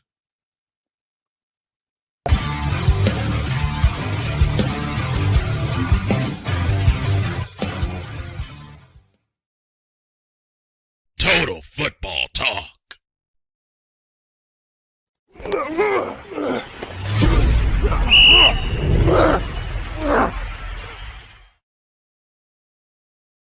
All right, here is a special 2-minute drill because we only have one game to focus on, but we're going to talk extensively about that one game. It is Super Bowl 59. It is combatants that have been in this spot before. In fact, the last time they played was 2 years ago, as my partner and brother mentioned earlier in this in this episode. 38-35, the Chiefs, on the strength of a pass interference call in the end zone with under 2 minutes left and a field goal by Harrison Butker, gave them the victory over the Eagles, and now the Eagles are looking for revenge. I know this not because of what I've heard from Dante, but what I heard from a fellow Eagles fan that that actually playmaker as well. Drew and I know our brother Cool McCain. He feels as though vengeance is theirs, and hopefully he get it. But yes, this game will be in New Orleans. Kickoff is at 6:30 p.m. Fox will carry this game. I just wish it was Greg Olsen. That was the color instead of Thomas Edward Patrick Brady Jr. Kevin Burkhardt is an awesome play-by-play guy. I think he deserves better. Not saying Brady's bad, but Olsen's better, and Burkhardt deserves it. But off the soapbox. Um, I'll start with this question before we even get into the festivities of on the field activities. Now, of course, we know on New Year's Day uh, there was a terrorist attack basically in the French Quarter. For those that don't know, there was a guy who decided to act fast and furious in a crowd of people, and many, I think it was like they said officially it's like 12 people that died, and there were scores of others, dozens of others that were injured. And so it was so bad that the Sugar Bowl was delayed a day because they were playing around. They were actually going to play it that night. They said, no, we'll hold off. We'll see if the security measures are good. And they went forward and held the contest the next day. Now, my question to you is, of course, this city, I think, is hosting their 10th Super Bowl. So this is not something which is unusual for them. They know how to protect themselves. They know how to show good time, and they have many things that a person who enjoys football and wants to enjoy everything else can actually savor. Do you believe security is ready in lieu of that terror attack I talked about last month in New Orleans? Well, that's probably one of the best questions for this entire week, and that you started this off with. And that's a really hard question to for someone to sit here and say yes or no. Yeah, like I agree with that. I agree with because neither one of us are there right now. Okay, and neither one of us, I wouldn't say that in the aspect of going there to attend it. I'm saying that is part of, we weren't there to help prepare for this. Okay, we weren't part of. We're not a resident of the area. We weren't there as part of the team that found the original from a little while ago, like the stuff for the bombings and stuff, like all that stuff. We weren't part of that. So it's really, I'm not trying to devil's advocate this or anything, or really dance too much around the topic, but I want to at least lead with that, to where, like, regardless of what I say, I don't think it holds as much true merit as if somebody who is in that position to be able to be asked that question, because that is a question that we should definitely be asking. Or someone like a Playmaker, you get that opportunity to ask that question this week. Find a way to ask that question, because that's a really good question to ask. Yeah. I want to say this in the most positive aspects of all. I want to say this without anybody getting upset. I'm going to say no. And my reason is this: how do we have security properly available for anything nowadays? There's a shortage everywhere in law enforcement, security, pilots, like aviation. No matter what field you're looking at, the best of fields for protection or transportation, the best of the best aren't there. Okay, so unless they brought in resources from other states, the government, which for the Super Bowl, yes, they have a lot of strings they can pull. I can't sit here confidently and say that I feel like they have. So I'm going to say no. And I don't want to say this to scare anybody to where they don't want to go. I just want to say this to as far as to answer it in a way that I don't think you can fully prepare in an atmosphere like in Louisiana, in New Orleans, at this event. You get to think about the stuff that goes on during Mardi Gras. They got stuff going on all the time. Have we seen worse in the past? Of course. It has things cleaned up in certain areas, yes, due to everybody being aware that there's cameras and technology. Those crazy individuals out there that do cause the issues, they have to put a lot more thought behind it and get a lot more creative, but it doesn't mean that those negative outcomes aren't still happening. Right. So I think you still need to be concerned and still be very cautious when you're out and about at these events, especially in somewhere like this location geographically known to have issues at certain events in that area. Be concerned, but I think you'll still have a good time. Mhm. But you can't go in there and say, yes, 100% they've done everything security wise, because then you look back on the Kansas City Chiefs Super Bowl the parade from last year. Last year. Yeah. You and I talked about that right after the Mhm. Super Bowl. It was the week after. Yep. This is before we started transitioning over to UFL, shortly Mhm. after that. But Yep. it was during the Super Bowl celebration, the parade. You talk about the tragedies that happened there. And they thought they were fully prepared. They thought their security was 100%. Yeah. So if you would have asked me this question last year, I probably would have been naive enough to say, yes, they're all good security wise, everything's good.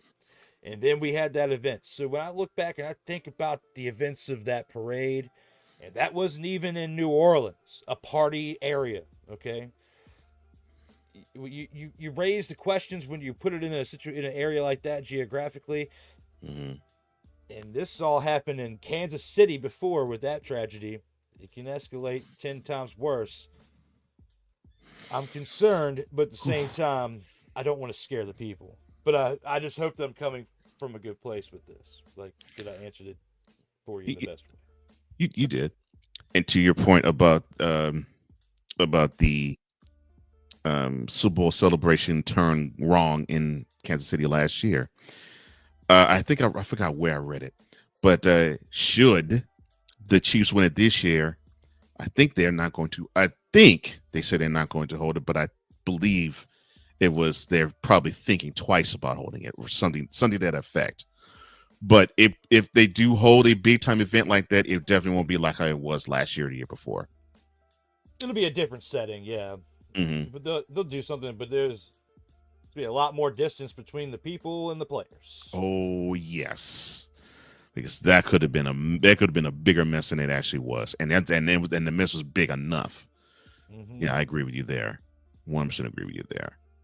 It's Let me just sad that we can't do things like we used to, like, you know, parades and those. You look back on how things were in the 70s, you growing up, 80s, hmm those things were big back then because they were big decades before that. We've gotten to a hmm point now to where we can't even have the simplest of things anymore, to where, you know, the locally they're not going to care because that costs the local government money, the city or whoever. It costs money to put that together, right? So hmm if they take that away, they're not going to be that upset because they're saving money. All right, Right. because they're giving back to the fans by doing stuff like that. So it's hmm another one of those situations where one person or a small group of individuals ruin it for everybody. Yeah, I think that is the problem right there. Right there. Sort of the one apple spoiling the whole bunch type of thing. Yeah, that's exactly how I see it too. No, very, very, very astute answer. A very measured answer, and I agree with you. As the football fan, I would love to say, yeah, everything's fine. And like I said, no, this is no stranger to hosting Super Bowls or big time events. And as you said about Mardi Gras, that actually takes place first Tuesday in March this year. So yeah, having a whole lot of people come from so many different places congregating to the city, that's nothing new. That attack though was, and it could shake many different people. And I agree with you. It's one of those situations where it's like you can't really say blanketedly, yeah, yeah, yeah. Hopefully it can, but yeah. Dante he says, look, they're bringing more security, but you got to have blind faith in our government to keep people safe. We live in scary times a lot, and there's a lot of hatred. But fingers crossed, no airplane accidents as well. Yes, and thankfully we did not hear any incidents plane wise with the Eagles and the Chiefs. So there is the positive and blind faith type of action there. So I agree with you there, Dante. Wonderful comment as well. I will say this one Go more ahead, go thing ahead, about that. They go were ahead. safe. But go back and watch the footage of the Chiefs plane, whether they were boarding it to leave Hmm. or unboarding the plane when they arrived. They never showed Tay Tay and Travis Kelsey. I wish I had Clay Davis on here. But no, Travis Kelce was not. They said he was there, but he was never shown on camera. And before, he sticks out like a sore thumb every single time. Where was he? Security measures. I don't think he rode with the team. I could be wrong, but they didn't show him on camera. Lord. That's terrible. He probably was with Tay Tay since they had the Grammys Sunday night. So there you He was go. hidden. Yep. But I didn't even see him there. But he might have been with her, I think. But who knows? Lord have mercy. Before we get to the next question, to the tribe again. Oh my gosh, you were too much sometimes. Dante says, look, I'm not a fan of the hiring talking about Aaron Glenn to the Jets. He says they really are set up for failure. This actually sounds like the situation with Gerald and Brian Schottenheimer. Different. He says same coaching situation, different name. I could see that, but to me the difference is there's more hands. I think they're handling the Jet situation than with the Cowboys, because with Jerry, his thought is the buck stops with me, and you ain't gonna fire me, so it don't matter what I do. You're gonna have to take what you get, and that's that. Woody Johnson can't say that. He could say, yeah, I signed the checks, but he's not the GM of the team. I think that's the only difference between the situation with the Cowboys and the situation with the Jets. And here you're talking about people who are in their 80s coaching. You got a guy in his 80s being a GM. Oh, boy. And as for the booth, he says, yeah, it would be cool. It would be cool if it was Kevin Burkhardt, Tom Brady, and Greg Olsen. That would be great. I agree with you. It would be great. And I think Brady would learn a lot from Olsen just in that broadcast alone. Because Olsen... It's an expensive broadcast. It would be. It would be expensive broadcast. I mean, they'll generate enough money to have all of them on the TV at the same time, though. I mean, because what they're paying, let's see, Fox is paying Brady, what, 38 mil or close to 38 mil this year? Well, Greg Olsen's contract got reduced once Brady came in. I don't know how that works. I think it's because of the type of games that he's calling now. I think that because structurally in his contract, because he's not calling all the A games anymore. He's calling a lot of the B games. He's getting the B salary. So that's how that works. But yeah, if you put them both on the A show, and they're both pretty much doing the same title, yeah, that would be one expensive broadcast, man. It would be. It would be like, hey, Greg, come up here. We're gonna pay you less, even though you were getting paid the same before, or getting paid that type of pay job to help make him better. Right. But we want to pay you B money. There's no, man. Oh, no, I agree. I agree. The situation is horrible. Bro. Oh, yeah, I agree. Situation is horrible. And I actually want him to, that's what I want him to do. I want him to go to a situation like, well, CBS wouldn't be as good considering that looks like they're finally trying to hitch their wagons to Romo. Although maybe they shouldn't. NBC, I think, is going to be the best bet for him. We don't know how long Chris Collinsworth is going to be the color guy. I actually see Greg Olsen going there before anywhere else. But we shall see. I would like that over there at NBC, Greg Olsen over there. Because I think he really would mesh well with Mike Tirico. So yeah, if it's any situation, I could see him being the color guy of an A games. I think it's there more than any other place, and sooner than any other place. Just don't go to Netflix, please don't. Oh Lord.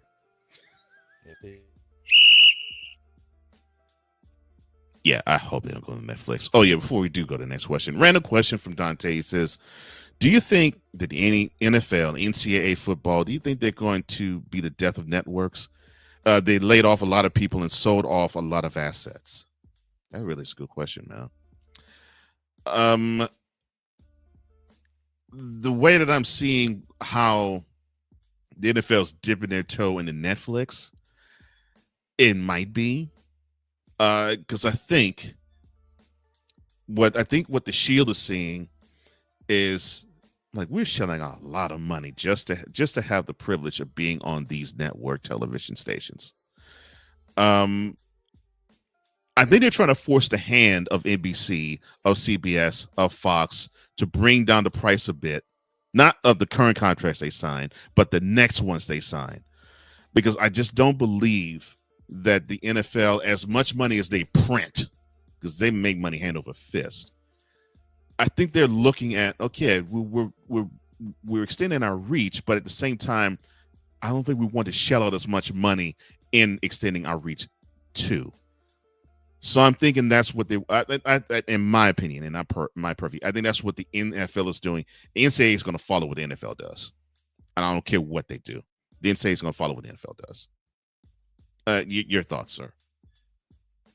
I mean, that's going to be interesting to see because streaming's taken over because the amount of money you can profit in the situation, it seems like it's greater, and depending on the avenue of where you're going. I mean, Netflix is trying to buy everything, nowadays, trying to take over everything between, it's a good test with WWE and Monday Night Raw, and then of course, internationally where they used to have the WWE Network.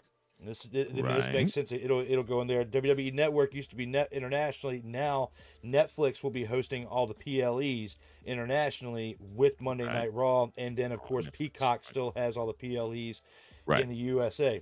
The reason why I bring that up is depending on how that goes throughout the next year or so, and especially now that you already have Netflix hosting holiday football on two games. Christmas, Hmm. you got 2 games. You already got Amazon Prime every Thursday night having Thursday night football. And And then you've then got Sunday Night Football, which is already on NBC, but it's on Peacock. Peacock All as these well. streaming services are taking over in different aspects. NBC is the smartest one, and then of course you Hmm. got Paramount Plus with CBS doing, but that's Right, only like the Sunday afternoon games.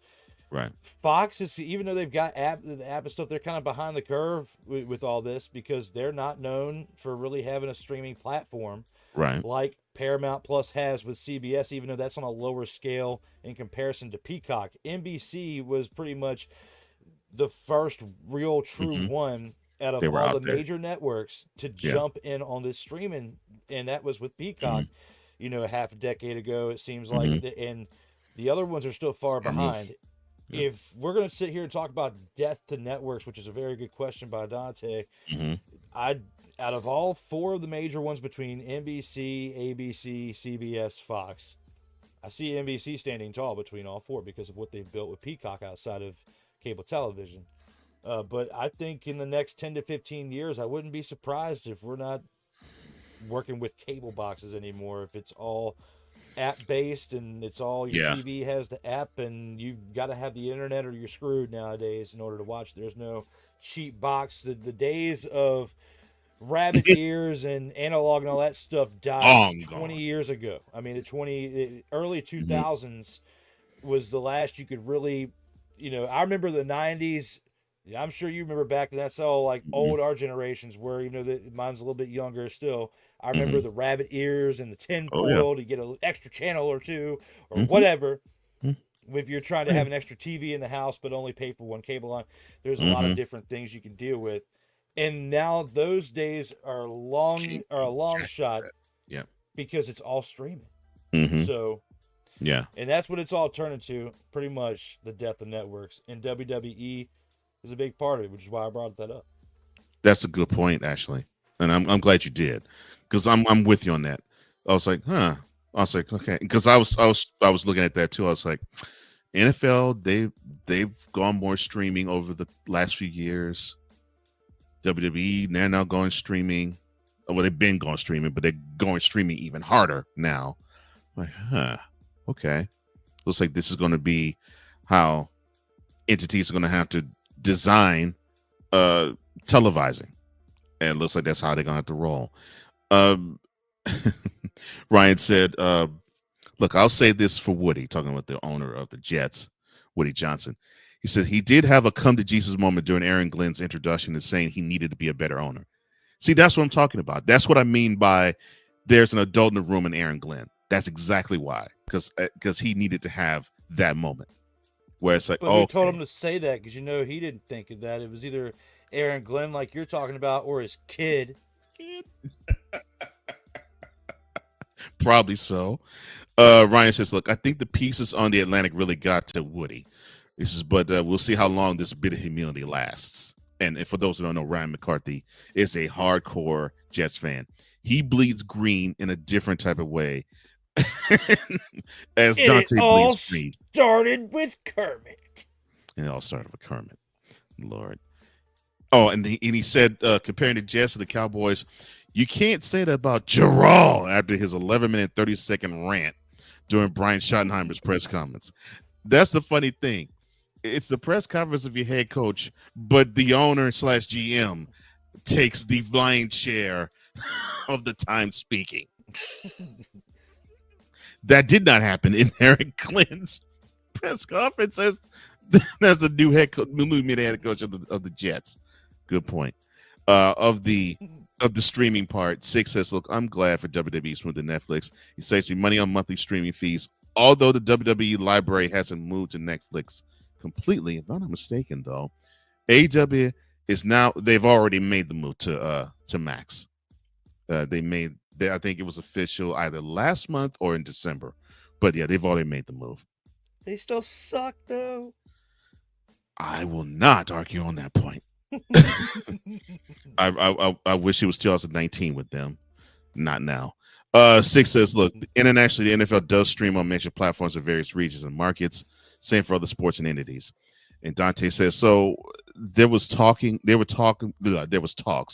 about an all sports app, all NFL and NCAA, Major League Baseball, etc. for $70, which is true. I don't know if they're all making that commitment yet and saying, is it worth the financial investment on our end to just go all in with that? It may go that route, though. It may. Who knows? You would have to have like every single game. Every game. Like every game. You can't miss one. No Right. blackouts. Right. None of that BS. Like you Right. have to have all of it. And $70 is pretty steep. But you would have to have all of that in order to pay $70 for the customer to pay $70 a month. Yeah. I mean, I feel like you would have to have NBA in there too. Yeah. And even for, the southern ones, because you like to watch things go around in circles, you got to have NASCAR on there. All right. You spell NASCAR backwards, spells NASCAR. All right. So, talking about that, you need to have it all on there. Yeah, I know. I just threw some other shenanigery out there with that one. But when you come, when you bring with that, $70 pretty steep. You got to have all that on there. You got to be able to have sports all year round. Because even though I don't really constitute that as a sport, it's an argument I've had with friends of mine in this area. Don't even get me. I would talk about that for the next 2 hours. Yes. You've got to put it on there. Because even though they like football, they're not paying for the football app. They can't have NASCAR on there. God, can't go around circles now. So you need to have that on there if you want them to pay for it. And $70 kind of steep there, brother. Yeah, no. But I can see them actually asking for that price, though. But you talk as though you don't live in a NASCAR-rich area. I mean, I kind of do. I'm right near Richmond International Raceway. Yeah, but you're near one of the biggest. You're near one of the biggest international NASCAR raceways. So I've worked near it. So yeah. So I know fully. And of course, I just poking fun at that. And one of my friends calls it the left turn only circuit. I love that. I love that. Oh my God. Being at a live, I will give this. Being at a live event for it is something to behold. But watching it on TV, nah, man. And it's like one of those things you go to like once every 5-10 years. Mm-hmm. It's been like 10 years since I went there and watched the race, but I can't watch it on TV, man. Like, if somebody were to like, let's watch that, I'd be like, it's the perfect time to take a nap. Yeah, it is. I feel the same. Even if it's Daytona 500, I feel the same. You watch the first lap or two, take a nap, wake up within the last 10 laps, and watch the ending. The ending is really, really great. Everybody else has been Yep. watching it. They're the ones drinking and getting sloshed. They're probably passed out by the time that it's over. They're not even watching the end. But you were smart. You took the nap. It was like running a cross country race. You did it in a very smart fashion to where you still finished at the end, and you did by waking up from your nap and seeing who won the race. Not you took the nap. That's funny. Oh my gosh. Dante says, look, it was DirecTV for all sports. He says, look, even NBA, NASCAR, tennis, soccer, it did include boxing, which I'm glad it didn't. Because their model, I think, is good enough the way it is. Yeah. The sport in general, though, sucks as to how they're managing it. But yeah, their model is perfect. They don't really need to have an app dedicated to boxing. It works well the way they are. Just sucks that they missed out on the whole sports entertainment part because you could have had all that in WWE, but I agree. Except for Peacock being the only one to really jump in on it to where because Peacock owns USA, so they still Right. that's why SmackDown has rights on USA now. Right. But looking between the two, it's now even though that's still on cable TV on Fridays, WWE is pretty much expanded to just streaming. Streaming. If you take that away, because at some point that's going to dissolve to where it's either on just Peacock or everything's on Netflix. On Netflix. And I'm thinking they're conditioning us to that. I think I agree with you on that. 100%. I wanted to get rid of Netflix. I've had to find ways to keep it because of this. Yeah. Oh well. Que sera, sera. All right, now let's Yeet. All right, now let's get to the action on the field. Again, this game will start Sunday, 6:30 p.m. Fox will carry it. Let's talk about what the Chiefs defense needs to do.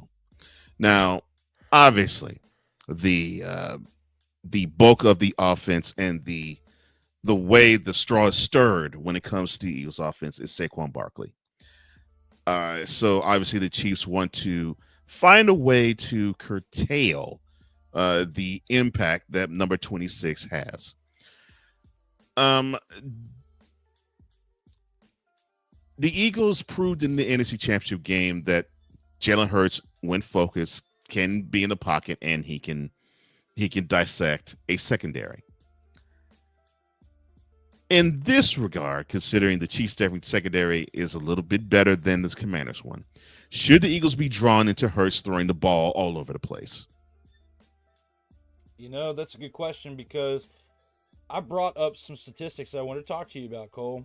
Right. When you look at the defense in comparison to the two, because we're talking about the Eagles' offense going against the Chiefs' defense. The Eagles' defense is a little bit more scary in most aspects when you look at total defense. No question. When you look at passing defense, Eagles number one out of everyone, which is why they're as big time as they have been this year. But defensive wise, when it comes to the rushing defense, that's where you can get them. Chiefs' defense has been better than the Eagles' defense, rushing wise. So I feel like they're going to be drawn more to throwing the ball like you're asking here. I'm going to say yes, because they're going to contain Saquon in one of the best fashions that we've seen Saquon being contained to. And I bring that up because throughout this entirety of this season, there have been very few games that Saquon was held to under 100 yards. Right. I have them all up on my screen right now. Look at you. The first one, you know how it is. You know how it is. But look, the first one you look at, even though it was just under with only 95 yards, the Falcons held him in their second game of the year to just 95 yards. Forgot he got held under in that game. In the fourth game of the year, the Buccaneers held him to only 84, but he still included 2 receptions, and with the amount of yards, he came close to adding what he needed for that day. After that, the following week, I'd say the worst game that Saquon had this entire year, and it's kind of weird that he did it even though it was the 5th game of the year, he did it against the Browns, but it was the Browns defense with Myles Garrett and company, which was the best thing the Browns had, and they were still competing at that point, being only week 5, and still had a chance, even though their offense was playing absolutely terrible, still had a chance. Myles Garrett, big reason why They were able to contain Saquon. That's why I'm saying you bring him over to Washington within the division, you got a good chance containing Saquon next year and making a run if you make a move for someone like Myles Garrett this offseason. But I'm going to digress on that for right now. We got plenty of an offseason to talk about that. True. Right now with Saquon Barkley, that was week 5. Yes, week 5. That was the worst he did. It was 2.6 yards per carry. If you have a defense like that, which I bring that up, the reason why I do, because the Chiefs were the 8th best defense against the rush. For everything that happened with the Browns, they were in the top 5 for their rushing defense. Now, they fell down to like the 20th position throughout the remainder of the season because it all fell apart with the Deshaun Watson situation and everything. They stopped trying as hard. Can't really blame them. But at the point that they were playing at this point in week 5, they were in the top 5 rushing defense. And that's why I wanted to make sure that I brought that point up right there.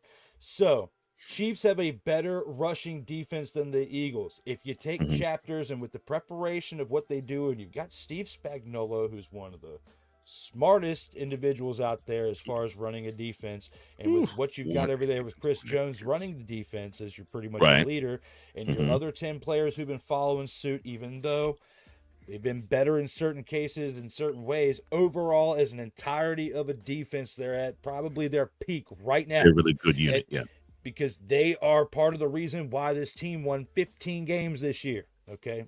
Huge part. It was because of the defense. Even though Mahomes was smart and magical in certain ways, he didn't have to lean on a very heavy offense to win games. The defense was playing their part this year, and they didn't have to score 30 and 40 points because their defense was containing the other side. So, looking at it for what it is, I feel like the Chiefs could have a shootout game with the Eagles if they needed to.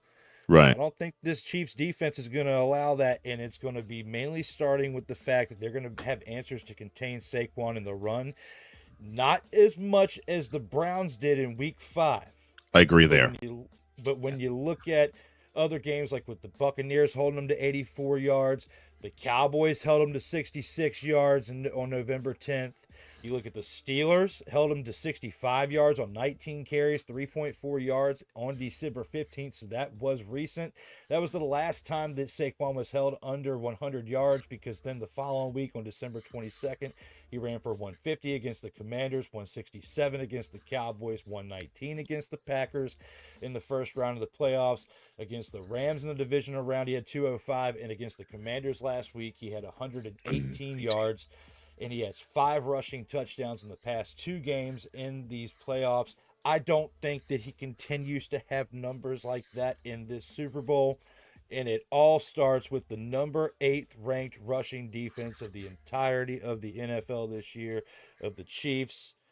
And that's the reason why they will be drawn to Hurts throwing the ball all over the place, because they will have answers.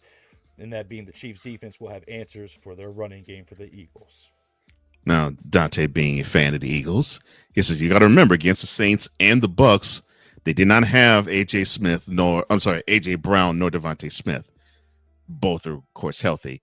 And to buffer your point there, Dante, if I'm not mistaken, I think Barkley ended up running for 170 yards against the Saints. So you do have that. And he also says, look, AJ got hurt a game against the Packers in Brazil, and Smith at that time had a concussion. We're healthy now. I think what the Eagles can hang their hat on is, I think we saw that balance that I believe is necessary, that they have to utilize going forward, because it was getting to the point where I think people were thinking, oh, all right, so this is easy. Force Hurts to be in the pocket. Well, he's not going to be able to be effective there. They got to have Barkley run the ball over how many times, so it gets to the point where we can stack the box against them. And that comes with a lot of dangers. One of which being, well, you're disrespecting Hurts. 2, you're disrespecting the wide receivers that you just mentioned, Dante. that both Smith and Brown can torch secondaries. So you have that. But I believe that the reason why I asked the question that way, I believe that is the Chiefs' defensive strategy. I think they're thinking, Yeah. okay, who's gonna hurt us more if we were to who's gonna hurt us less if we were to say we got to stop this element. If we keep Hurts in the pocket, would that hurt us worse? If we decide to just say, okay, well, screw that, we can actually have it run all over the place too, along with Barkley, or should we have 7, 8 in the box at times and basically say we're going to contain Barkley? If we did not defend which option, which would hurt us worse? So that they figured, okay, yeah, stacking the box would hurt us. Stacking the box would hurt us worse. So we got to dare Hurts to beat us, and I think that is where we are with the Eagles defense. And I think that is the better strategy with the Chiefs defense. I think that's the better strategy for them. Now, but you got to respect Jalen Hurts too, because statistically, when it comes to numbers, he's got his best rating this year in his entire career with a 103 rating. That's what I'm going. He's accurate. Yeah. The least amount of interceptions with the amount of passes he's got in his entire career. Mm-hmm. You got to put that spec on his name, like Birdman would say. You do. That's the thing. He's accurate, and this year he's taking care of the ball better. So, and I've had these debates and arguments with people who are like, well, this guy consistently throws for under 150 yards. I don't give a crap. Did he turn the ball over? Did he throw for 65 to 70% completion rating? When to shut up. He's doing his job. Yeah, ridiculous. But yeah, I think that is what the Chiefs defense has to do. They got to force Hurts to be the one to beat them. And he has to do it with his arm, because he could beat him with his legs, but they have to force his arm to beat them. I'm not saying that he can't do it. I'm saying that is the best chance for the Chiefs to win.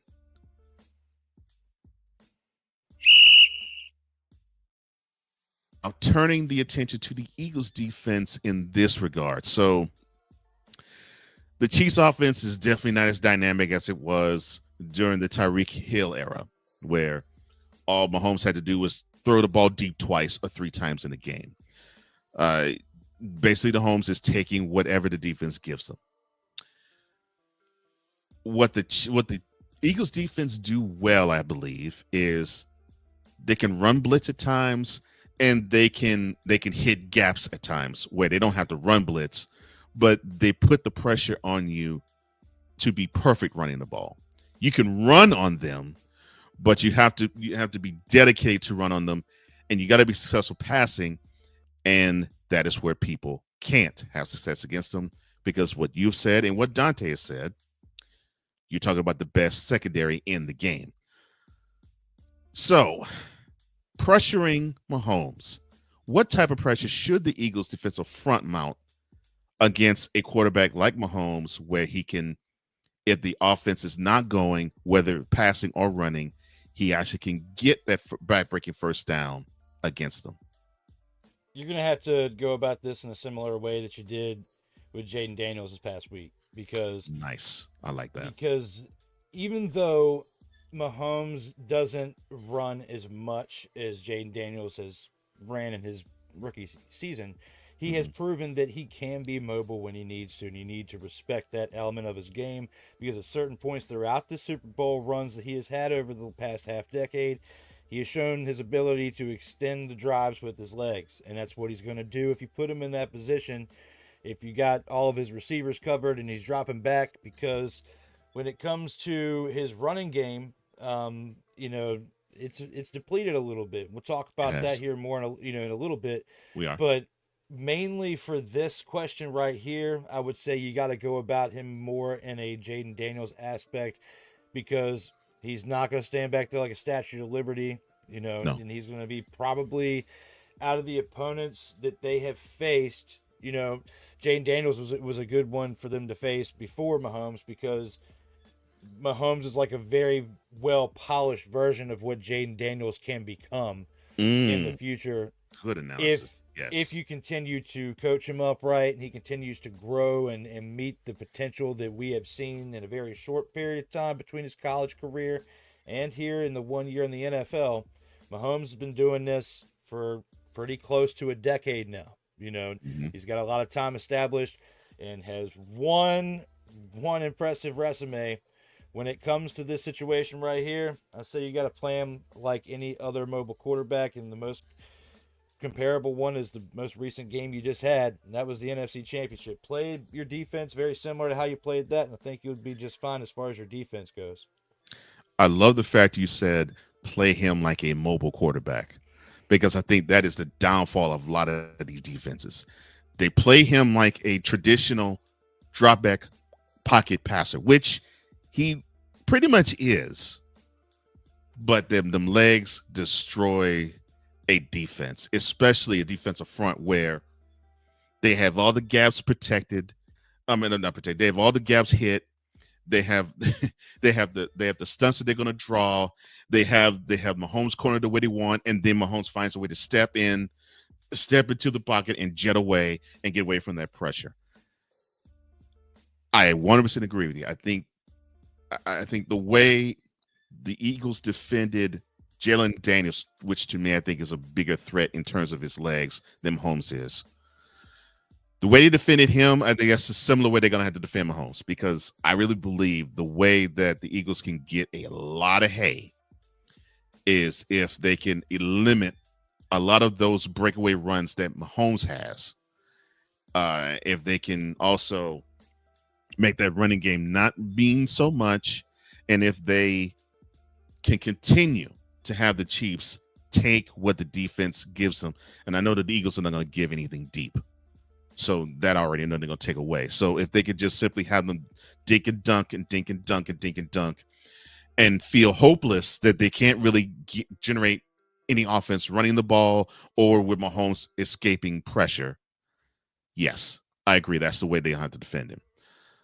Um, Dante, and we're getting to this now. He says, "Look, we are talking about the Eagles. We're a better secondary than 2 years ago, and to be fair, the Chiefs really haven't seen a back like Saquon.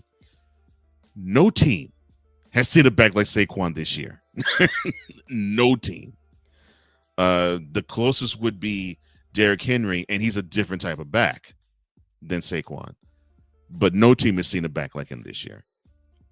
He says, "Look, this game's going to come down to Hurts, and I 100% agree with you. Hurts is going to have to be the reason why the Eagles win this game, not Saquon, because I think Saquon might have to play the most glorified of decoys, I think, in order for the Eagles to be successful. If he plays well, blowing them out, I'm gonna change the sentence for what I'm seeing with what you're describing. He says you think you're gonna blow them out because we'll get turnovers, and the Eagles have been good in getting takeaways this playoff stretch. If it's the only thing I'm gonna add, you will blow them out if you get turnovers, because it's not all that easy to get turnovers against them. I mean, they only had one giveaway a week ago, so, and they didn't have any against the Texans in the divisional round. It is not easy to get takeaways from the Chiefs. Dante says, "Look, let's be clear. Cook, talking about James Cook of the Bills, the running back, was cooking that defense. Yes, 13 carries, 85 yards, in running the ball against the Chiefs. If they ran it more, we'll be playing the Bills.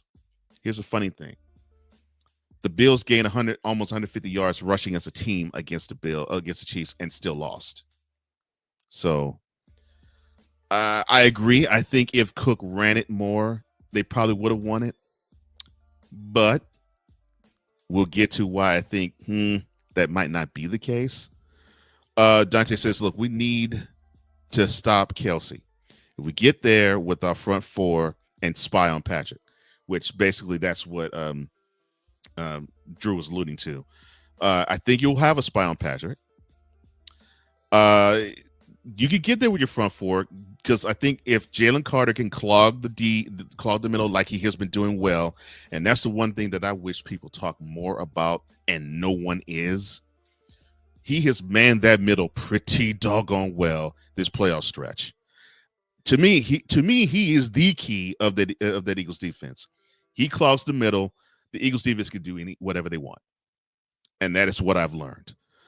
And I agree. I think if you could contain Kelsey, but the thing is, the Chiefs have learned if you contain Kelsey, they're going to get someone else to be a problem for you in other ways. For example, you had Worthy, who was a problem for the Chiefs. A problem for the Bills. Now, Kelsey was a problem for the Texans, but that's how the Chiefs offense is. They're so versatile. It's like you stop one, there's going to be someone else that comes along to be a problem. But yeah, Kelsey is the place to start, but they're going to have to also stop other things too. And I think that's going to be the key. Can the Eagles defense in the secondary stop other pieces along with Kelsey to basically say, well, all Mahomes can do is just throw it to Pacheco and punt? That is what you have to do. That's a tall order for any defense, even the Eagles. But that's a tall order, though. All right, go ahead, brother. You going to do the game? No, I'm ready. I'm ready for the next one. I was saying it was a tall order. I was lifting my hands and raising the roof. Oh, okay. All right.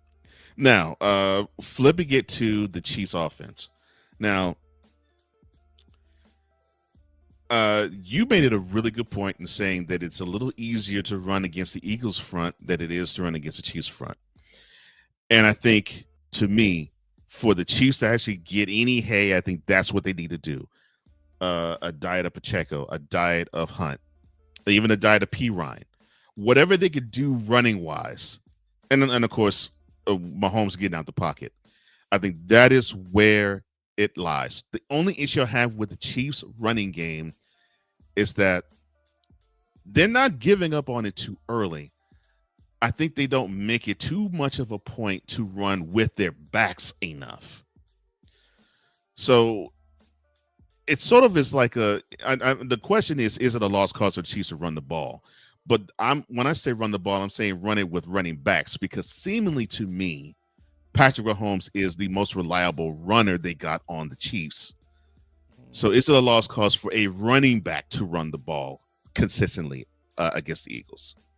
That's a good question, because in the last game you had, Kareem Hunt was the leading rusher for your team, but 7 carries, 64 yards and a touchdown. Patrick Mahomes right behind him with 11 carries for 43 yards and 2 touchdowns. Right. Xavier Worthy, the receiver, had 2 carries for 16 yards. And Pacheco, another one, 5 carries for 12. It's like they don't have any established running backs helping them out. Right. This Chiefs team, the way their running core has been this year, they shouldn't be in the Super Bowl. I mean, they 100. are.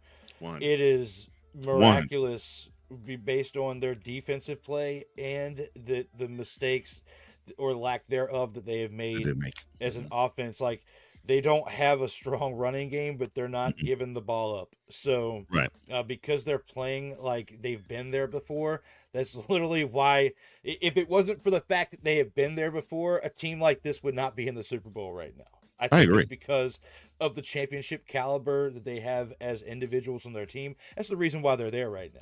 So, when it comes to, is it a lost cause for the Chiefs to run the ball? I don't think so.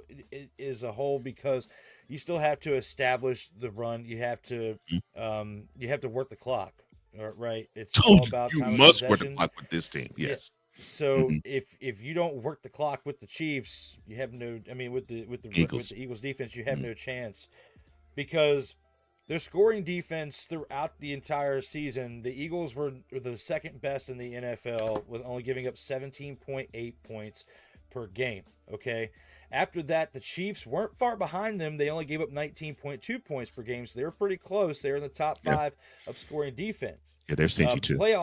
In playoff average, they're not that far. They're about a field goal off, because the Eagles are giving up about 18.3 points per game, and the Chiefs are giving up 21.5. The difference between the two with total touchdowns they've given up is the Eagles have given up 33 to the Chiefs 37. Now, I bring all this up because when it comes to the playoffs, they're very similar with what they've done as far as giving up touchdowns. Both teams have only given up 5 total touchdowns in the playoffs throughout the entirety of their playoff run. This is the Chiefs in 2 games and the Eagles in 3. 3. So even though the numbers look like they're doing this the same, the Eagles are only giving up 5 touchdowns in 3 games to the Chiefs 2. 5 and 2. So they're giving up less touchdowns in more Per games, and the Chiefs are giving up more in fewer. So that's basically how those numbers break down, which is why I wanted to bring that up and make that a point. So looking at that, you've got to run the ball in order to establish some type of time of possession. 100. But I think you're going to be running it more so for that reason and not to really be picking up a lot of yards consistently, because Kareem Hunt is not the Kareem Hunt you had when he first was drafted to the Chiefs. He is a shell of himself. He has been beat up by the league. This is his swan song, so he can basically be part of the feeling of going to the Super Bowl, or at least be part of making a run with the Chiefs, because he went to Cleveland before he could really experience all of the highlights of what this team has become since he started this journey with Patrick Mahomes, because they both came into the league together. Right. So, for Kareem Hunt to be your leading running back, it's kind of like I don't want to say that because then that's really throwing shade, but at the same time, it was what the Cowboys wanted to do with Zeke, but it didn't pay off in a positive way for them this year because of the team that Jarrell has built. But Andy Reid and the Chiefs did with Kareem Hunt what Cowboys fans wanted Jerry Jones to do with Ezekiel Elliott this year. That's probably the nicest way I can put it. But the sad thing is this: he should be there as your like secondary back, and you should have a 1A in support of him, or at least a 1B working, who's a rookie or somebody young who's building to be your next 1A.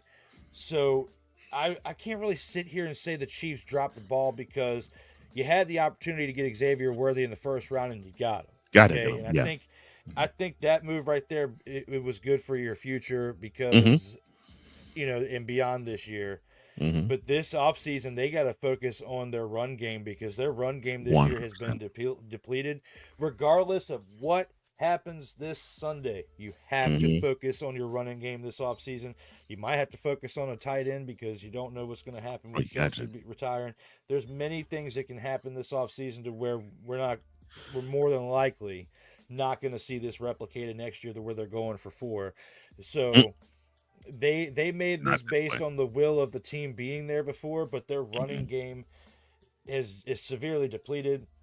I don't think it's a lost cause. I'm going to say no to your question, but I am going to say it's not going to. It's not a lost cause to run it for the clock effectiveness, but it's a lost cause if you're going to be running the ball for a lot of positive yards. If you're expecting to run it and get 5 to 10 yards every single time you carry the ball, there's no way. Probably 2 to 4 at max. I'd say around 2 to 3 yards is what you're probably going to average per carry.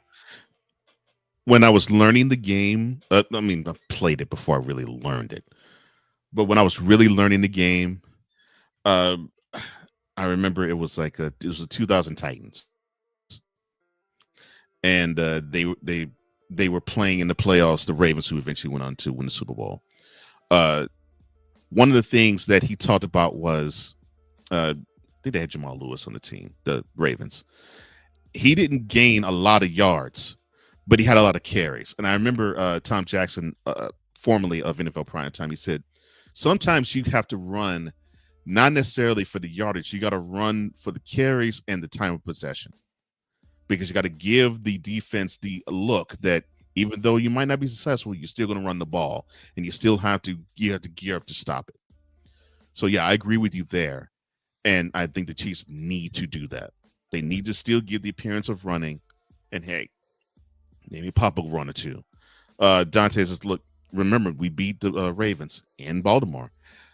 Here's the difference.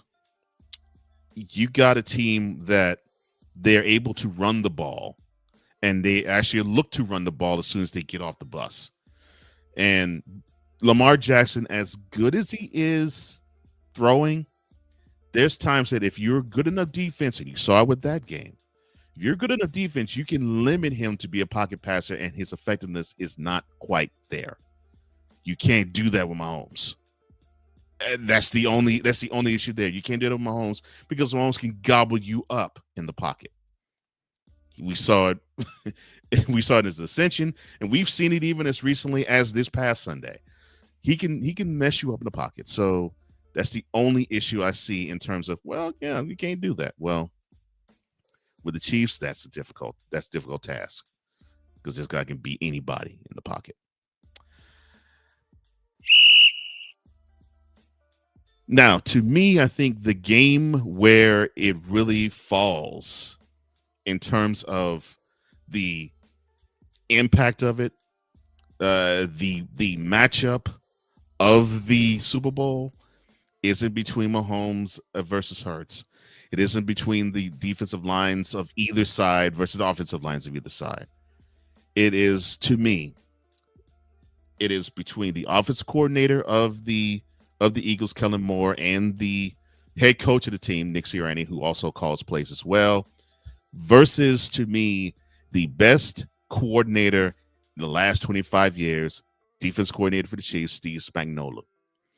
Now, the Eagles, they love to establish the physicality and run the ball. That's obvious. They want to run. They feel they're more physical. They want to smash you in the mouth. The Chiefs defensively, and the offensive, that's what the Eagles are. Defensively, the Chiefs are, we can bend to whatever you want. You might even have some success against us in what you do, but in key moments, you are not going to be successful. Whatever your best play is, we got something that's going to stop your best play in the clutch moment.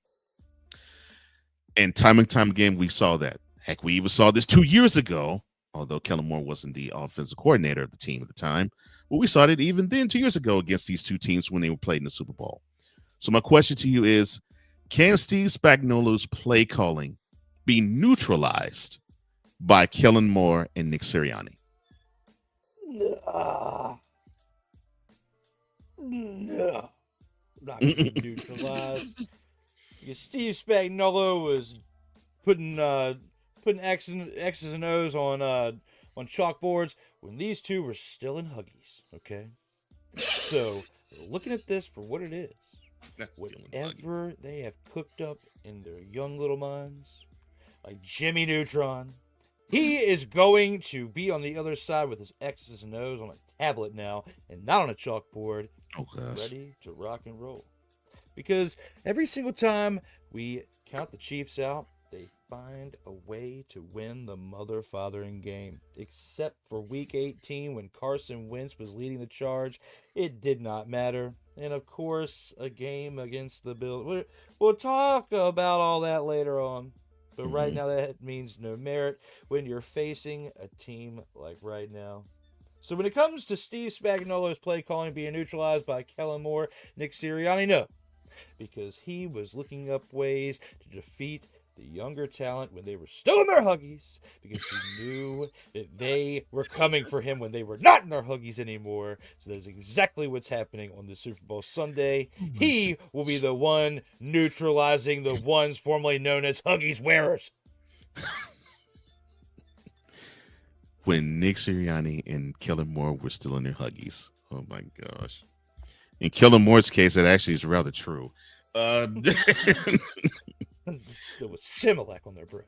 Oh, Lord, probably so. Dante, to the last point, he says, yeah, Cole, but so we're not going to hand the ball off 16 times to Saquon like Baltimore did with Henry. It's true. I know you're going to hand the ball off a little more to Saquon. We know that. You got to do that. That's where your bread is buttered offensively. He says, look, the question you just asked about Sirianni and Moore versus Spagnuolo, he says that's my biggest concern, Cole. Hurts was good early against the blitz, but then he fell off, and a lot of that was play design. And that is an issue if that's the case. And I saw that against the Rams in the divisional round. He seemed to be okay early on because he got a chance to run for a touchdown, and Saquon got off. But seemingly when the Rams got comfortable in what the Eagles were doing, they were getting the Hurts time and time and time again, actually putting pressure on him to where they hurt him. And to me, when I see that, just as an observer, I'm saying there's some tells. Obviously, the Eagles haven't adjusted, or they feel as though Hurts is basically saying, "Oh, I got this," and he's audibling, and he's audibling to what the Rams are thinking they're going to do anyway, and they steamroll him. And if the play design is that way, it reads to me that they're not adjusting enough, they're not adjusting sooner, or they're not adjusting good enough to where, okay, the pressure's changing. Because the thing about Spagnuolo is that he will change on a drop of a dime what the attack is going to be against your offense. We saw that last Sunday, where seemingly the Bills were able to run on the Chiefs, and all of a sudden, the last 4 plays the Bills had, the Bills couldn't do anything. 2 errant throws in the first 2 downs, and a completion where, well, it was a screen, but they threw to where the pressure was going, and then the heave that was almost miraculously caught on 4th down. But the last 2 plays, there were stunts that the Bills were not prepared for and did not see. That is what I'm thinking. The more Sirianni brain trust has to neutralize with Spagnuolo. And sometimes you just can't run at the problem. You got to throw it. And you got the dominant wide receivers to do it. And I think Hurts has the ability to throw it. But Spagnuolo just knows. I don't know how he does. He just knows how to get your offense into the worst setup to where you're basically panicking, saying, I don't know, we can actually execute this. And there's been many times I've seen the Eagles throughout the season actually feel that way, where it's like, we're stuck in neutral offensively. I felt that with the Rams. I felt that with the Packers before in the wild card round. And I even felt that with the game you mentioned against the Ravens, where offensively didn't really get on track until like the second half. But hopefully, you can find some success against Spagnuolo. But I think it's going to be really, really tough. And I agree with you, Drew. I don't think the play calling that Spagnuolo will throw at Kellen Moore and Nick Sirianni will be neutralized by them. It could be countered, but neutralized, no. And it's going to be a good chess matchup just there. When the Eagles have the ball on offense, we'll see how it's going to go, especially in the fourth quarter. Well, the only things left is, who do you have winning this game, sir? I don't think we'll be sitting up here next Monday talking about this.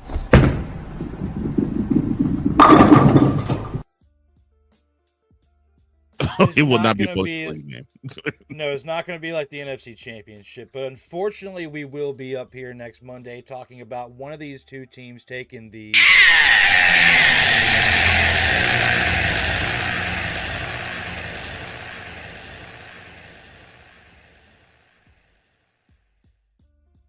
I'm going to start it off with what I want to see happen, and then I'm going to finish it off with what I am thinking we're going to see happen. I really want to see the Eagles bring the Super Bowl back to the NFC East, back to the NFC, and away from the Chiefs, because it has been way too much Tay-Tay for the past 2 seasons. Okay? Swifties need to learn what it's like to be served there.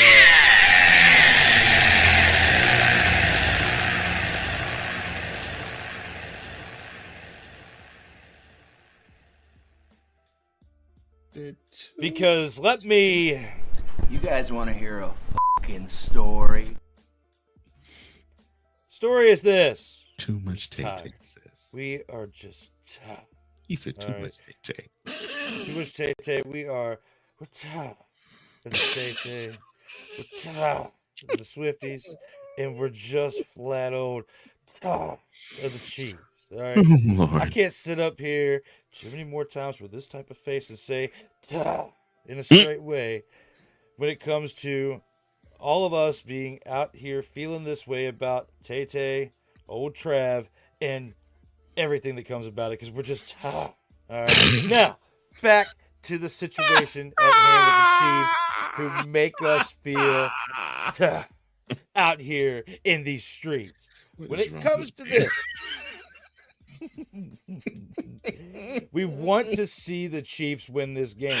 Unfortunately, there has been a lot of speculation about referees Oh, moving in good certain Lord. pockets or lack thereof in certain directions by other teams. And the Chiefs being at the right place at the right time for financial compensation. And you put all those pieces of the puzzle, however you want, together to formulate your own opinion. I think I just did that very well, and I'm looking forward to making a short out of that. But right here and now, that puzzle that I just put together for you to put together, all of it accumulates into decisions going one way or the other. And the decision, just like in the PI call against James Bradbury a couple of years ago, could come back to haunt you because all you did was cry, Eagles fans. You cried about the referees. And then the people cried about how the Chiefs got here for the Oh, Lord. third consecutive season. Everybody cried because we were tired, but not the Swifties. They weren't tired. They're energized because they're looking to get their third consecutive Super Bowl. They're not tired. What they're ready to do is ready to hold that trophy up yet again. And unfortunately, due to some decisions being made out there by the puzzle that you are yet put together out here in the comments, I hope you do. But if you don't, that puzzle put together, it basically spells CHIEFS, win. Chiefs win. And I don't know how, and I don't know why. Well, I do know Mm. why, because I just spelled it out for you. But what I can You know say is why. this: whether we like it or not, no matter how, no matter why, no matter when. We know when. The win is going to be when I click this button for this Sunday. It's happening at this time. At 6:30 p.m. Eastern Time this Sunday.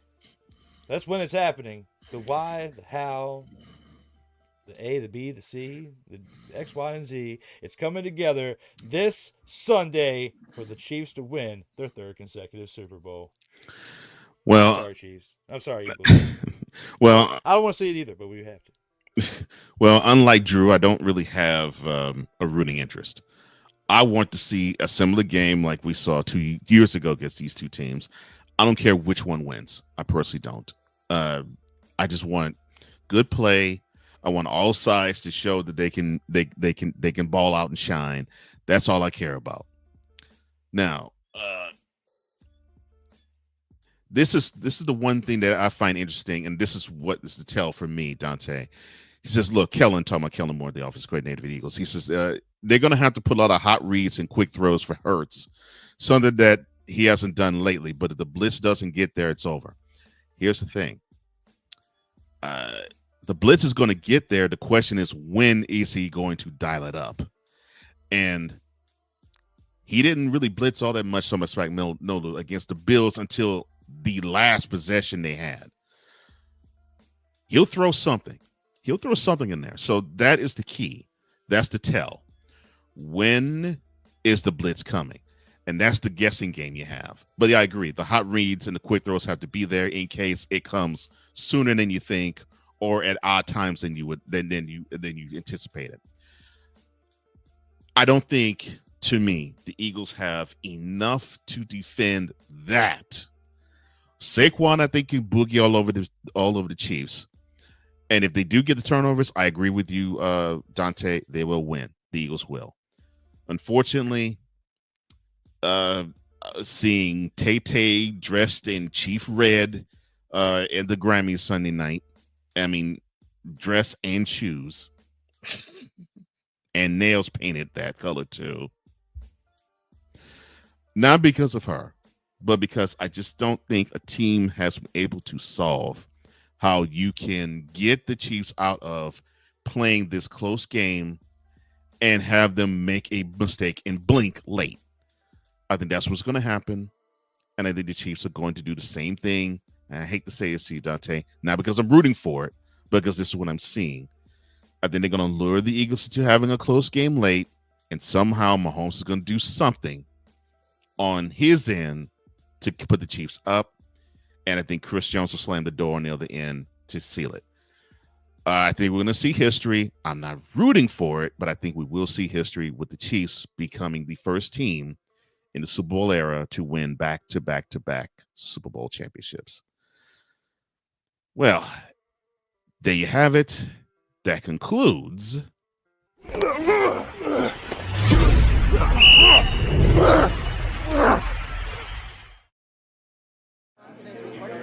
As long as it's one.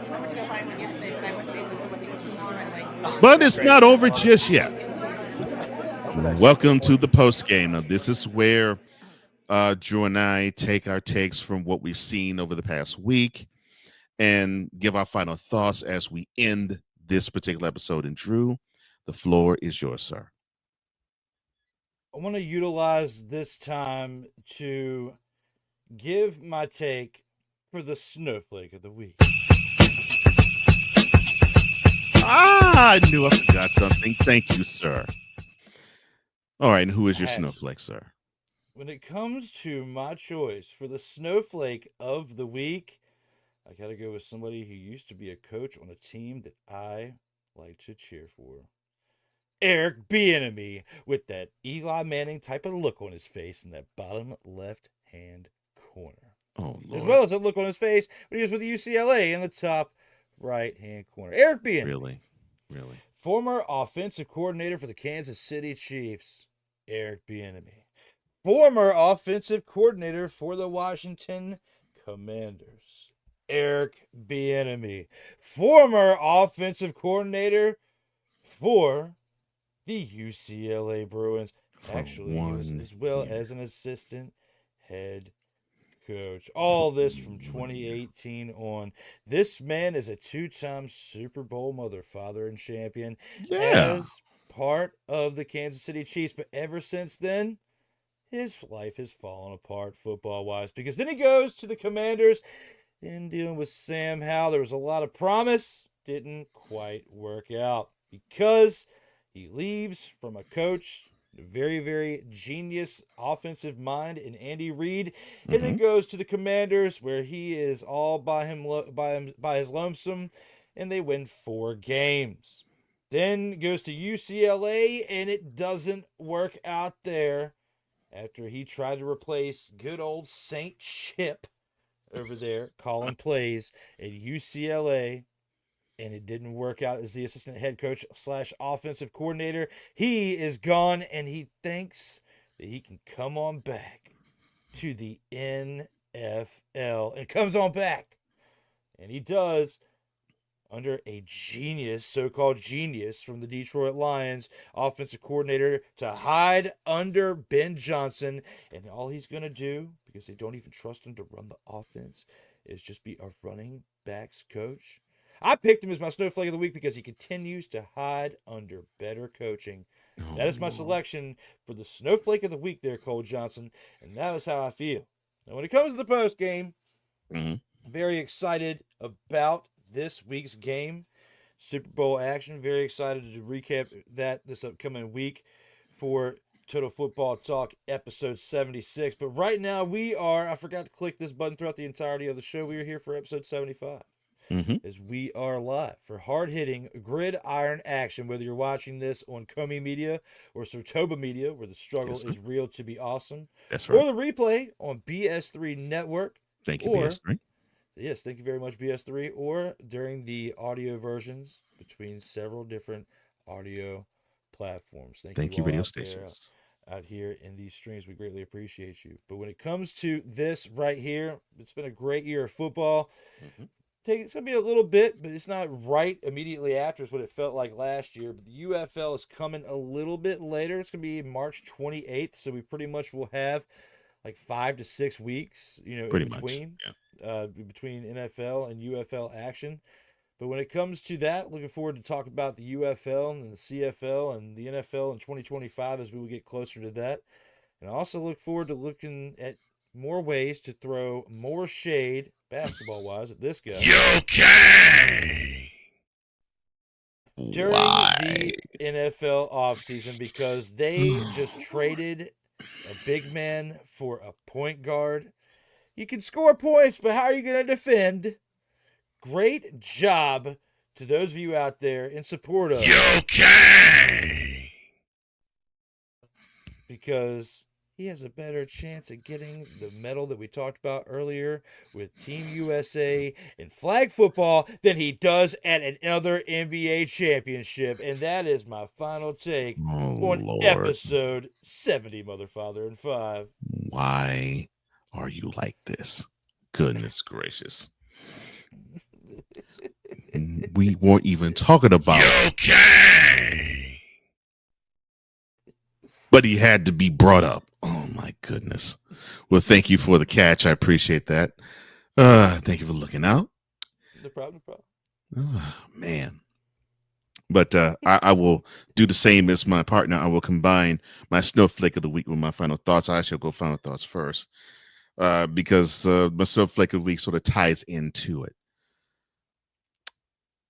We're seeing a lot of these coaching hires and coaching practices, and there been some disturbing things that have come up, and the biggest disturbing thing that has come up, at least for yours truly, is the blatant um misuse. I don't think is the right word. I said the blatant manipulation of the Rooney Rule. And for those who don't know what it is, the Rooney Rule is a simple case of if you have a coaching or an executive hire that you need to fulfill, you must do so before you pick your guy. You have to have I hate to say minority, non-Caucasian. You have to have a non-Caucasian candidate um, be interviewed for that position, both coaching and executive positions. We have seen the manipulation of it to the point where it's gotten comical.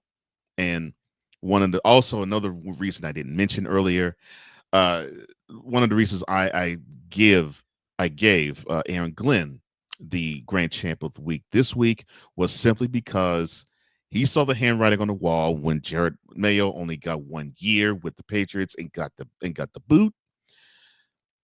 He got the invite to be a head coaching candidate for Robert Kraft. Everybody knowing full well the guy that he wanted was Mike Vrabel. And Aaron Glenn said this to one Mr. Kraft. Hell to the no, to the no, no, no, no. Hell no, no, to the no, no. This is a problem, Shield, you got to fix. And I'm not saying you got to un-DEI it, but you have to find some way to where you are being not so disingenuous to those who are actually looking for coaching positions. But at the same time, you actually have to be mindful of merit.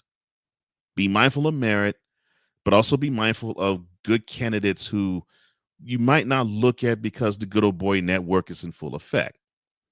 Now, Gerald got on my nerves by he got away with, I'm going to try to hire Dion.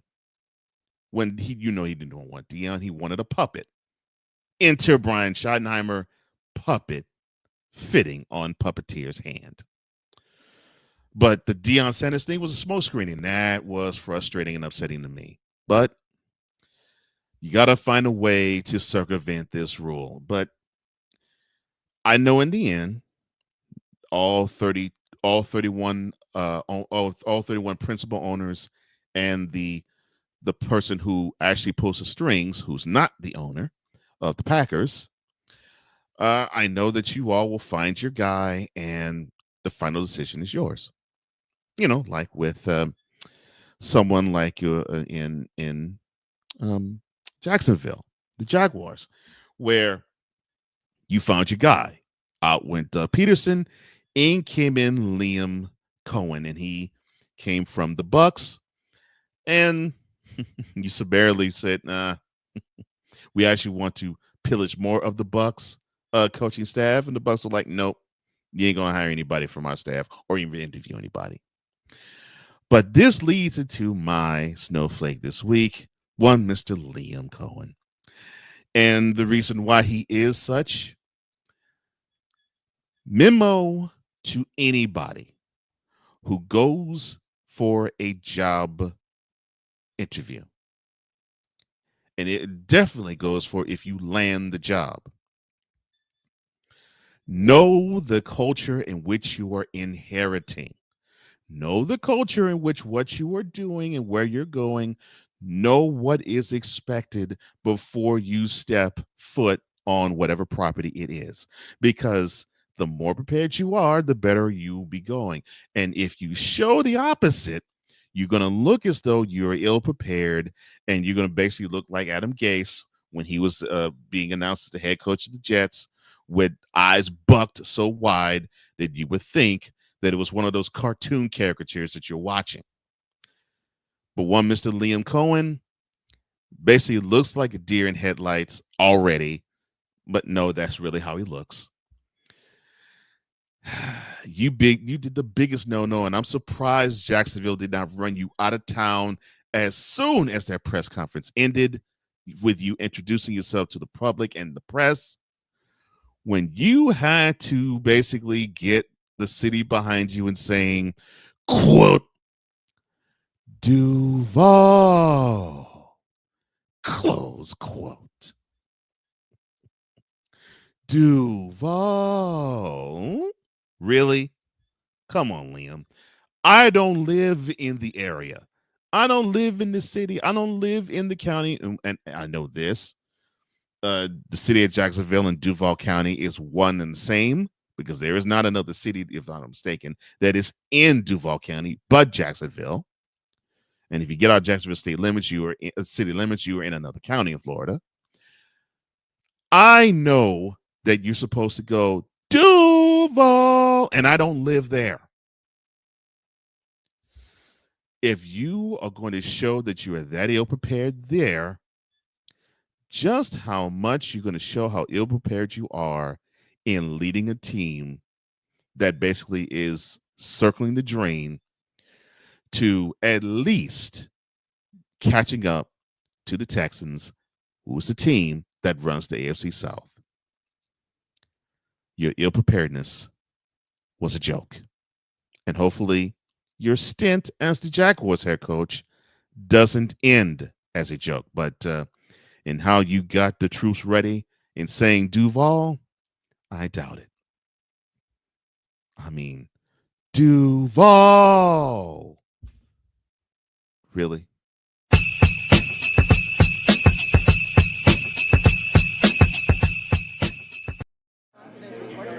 As long as it's one. I went to go find one yesterday, but I wasn't able to look at it tomorrow. I'm like, It's great. so I love it. actually I was getting to use it. I hope it actually is recording. That was a great point with Liam. Thank you. Thank you. You know, Because I want to add one thing though to kind of Please. help complement your take of Liam. go ahead. He's only stayed in one place 1 year at a time. He bounces from team to team every single year. He's with Tampa Bay last year, 2024, as their offensive coordinator. The year before that, he was an offensive coordinator with Kentucky. The year before that, he was offensive coordinator with the LA Rams. The year before that, he was offensive coordinator and quarterbacks coach for Kentucky. The year before that, he was the LA Rams assistant quarterbacks coach. The year before that, he actually had a 2-year stint as the assistant wide receivers coach with the LA Rams. That was the last time. In 2018 to 2019 was the last time. In this decade, in 2020s, Liam is a one-and-done coach no matter where he goes. I see that being the potential for Liam this year in Jacksonville. You might be right. You might be right. That might be the case.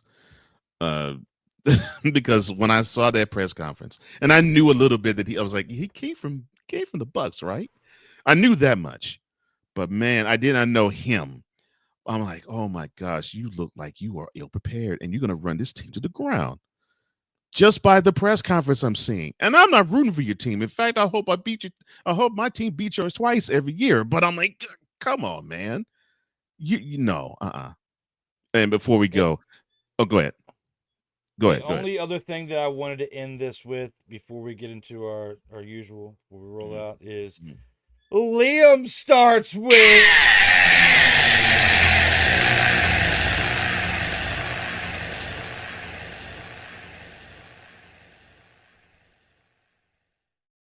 And it's going to Yes. be because of that letter is why you leave in 2025. Well, before the 2026 season. Yeah, I think that you might be correct. I think we probably will see him be on Black Monday, the day after Week 18 concludes, January of 2026. I agree. Oh my goodness. Ryan says, Liam Cole. Oh Lord. Duval. Yes. Sad. And Dante with a wonderful point. I think this is a great way to end, talking about the Rooney Rule and the one and dones that we have seen that have become commonplace as of late. He says the NFL should start adding a fine against the salary cap when multiple coaches are under contract at a time, no more than one and dones or two and dones. Yeah, they just seem to. It seems to become more fashionable. They're like, okay, this is not the guy, and then just a year in or 2 years in, you're gone. Yeah, sad. You have anything else to add to the tribe before we head out, sir? No, another great Monday edition of football, episode 75, man. Just a That's lot awesome. of episodes we have done now in the past Yeah. couple of years, absolutely crushing it out here in these streams between NFL, UFL, CFL, a lot of action that we have covered Hmm. throughout this tenure, man. 75 episodes. It's been an honor, joy, and privilege. Looking forward to the later ones as well. And the honor and the privilege have been mine to share this stage with you, sir. I agree and I appreciate you. And speaking of which, if you want to find my brother and my cohort at this particular program, all you have to do is find him at the different social media homes he has. Sir Turbo _ media at Instagram, Sir Turbo _ media on X, underscore Sir Turbo on TikTok, and TikTok is still available at the moment, and at Sir Turbo Media under YouTube. And if Good you want work. to find if you want to find yours truly, all you do is go into flowcode.com/page/host Cole Johnson. That's flowcode.com/page/host Cole Johnson. Well, that is it for us. Thank you so much. Thank you to the tribe. Dante, I pray that your Eagles do well. And hey, you might actually end up having your second trophy in 6 years. We shall see. But for my brother Drew, I am Cole, here to say, I should say, thank you for liking, thank you for sharing, thank you for subscribing, and thank you for hitting the notification bell so you can catch everything that comes with the Soul Turbo Media YouTube channel and the Comey Media YouTube channel as well. We appreciate you and we love you. Now, for Drew Willingham, I'm Cole Johnson, here to say, imparting as we always do. In life, just like a tackle, keep your head up. And as always, you got to play until the whistle blows. And as always, please stay safe out here in these streets.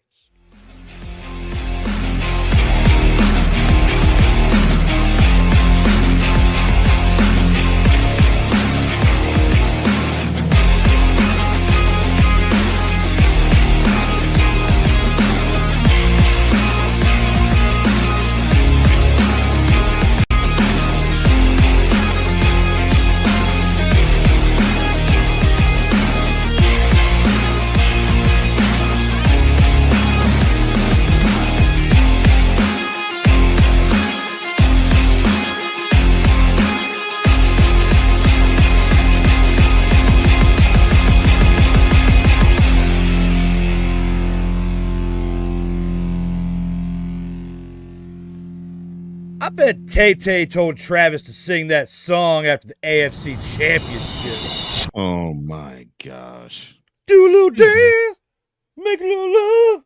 You're down and down. See ya. Oh my God.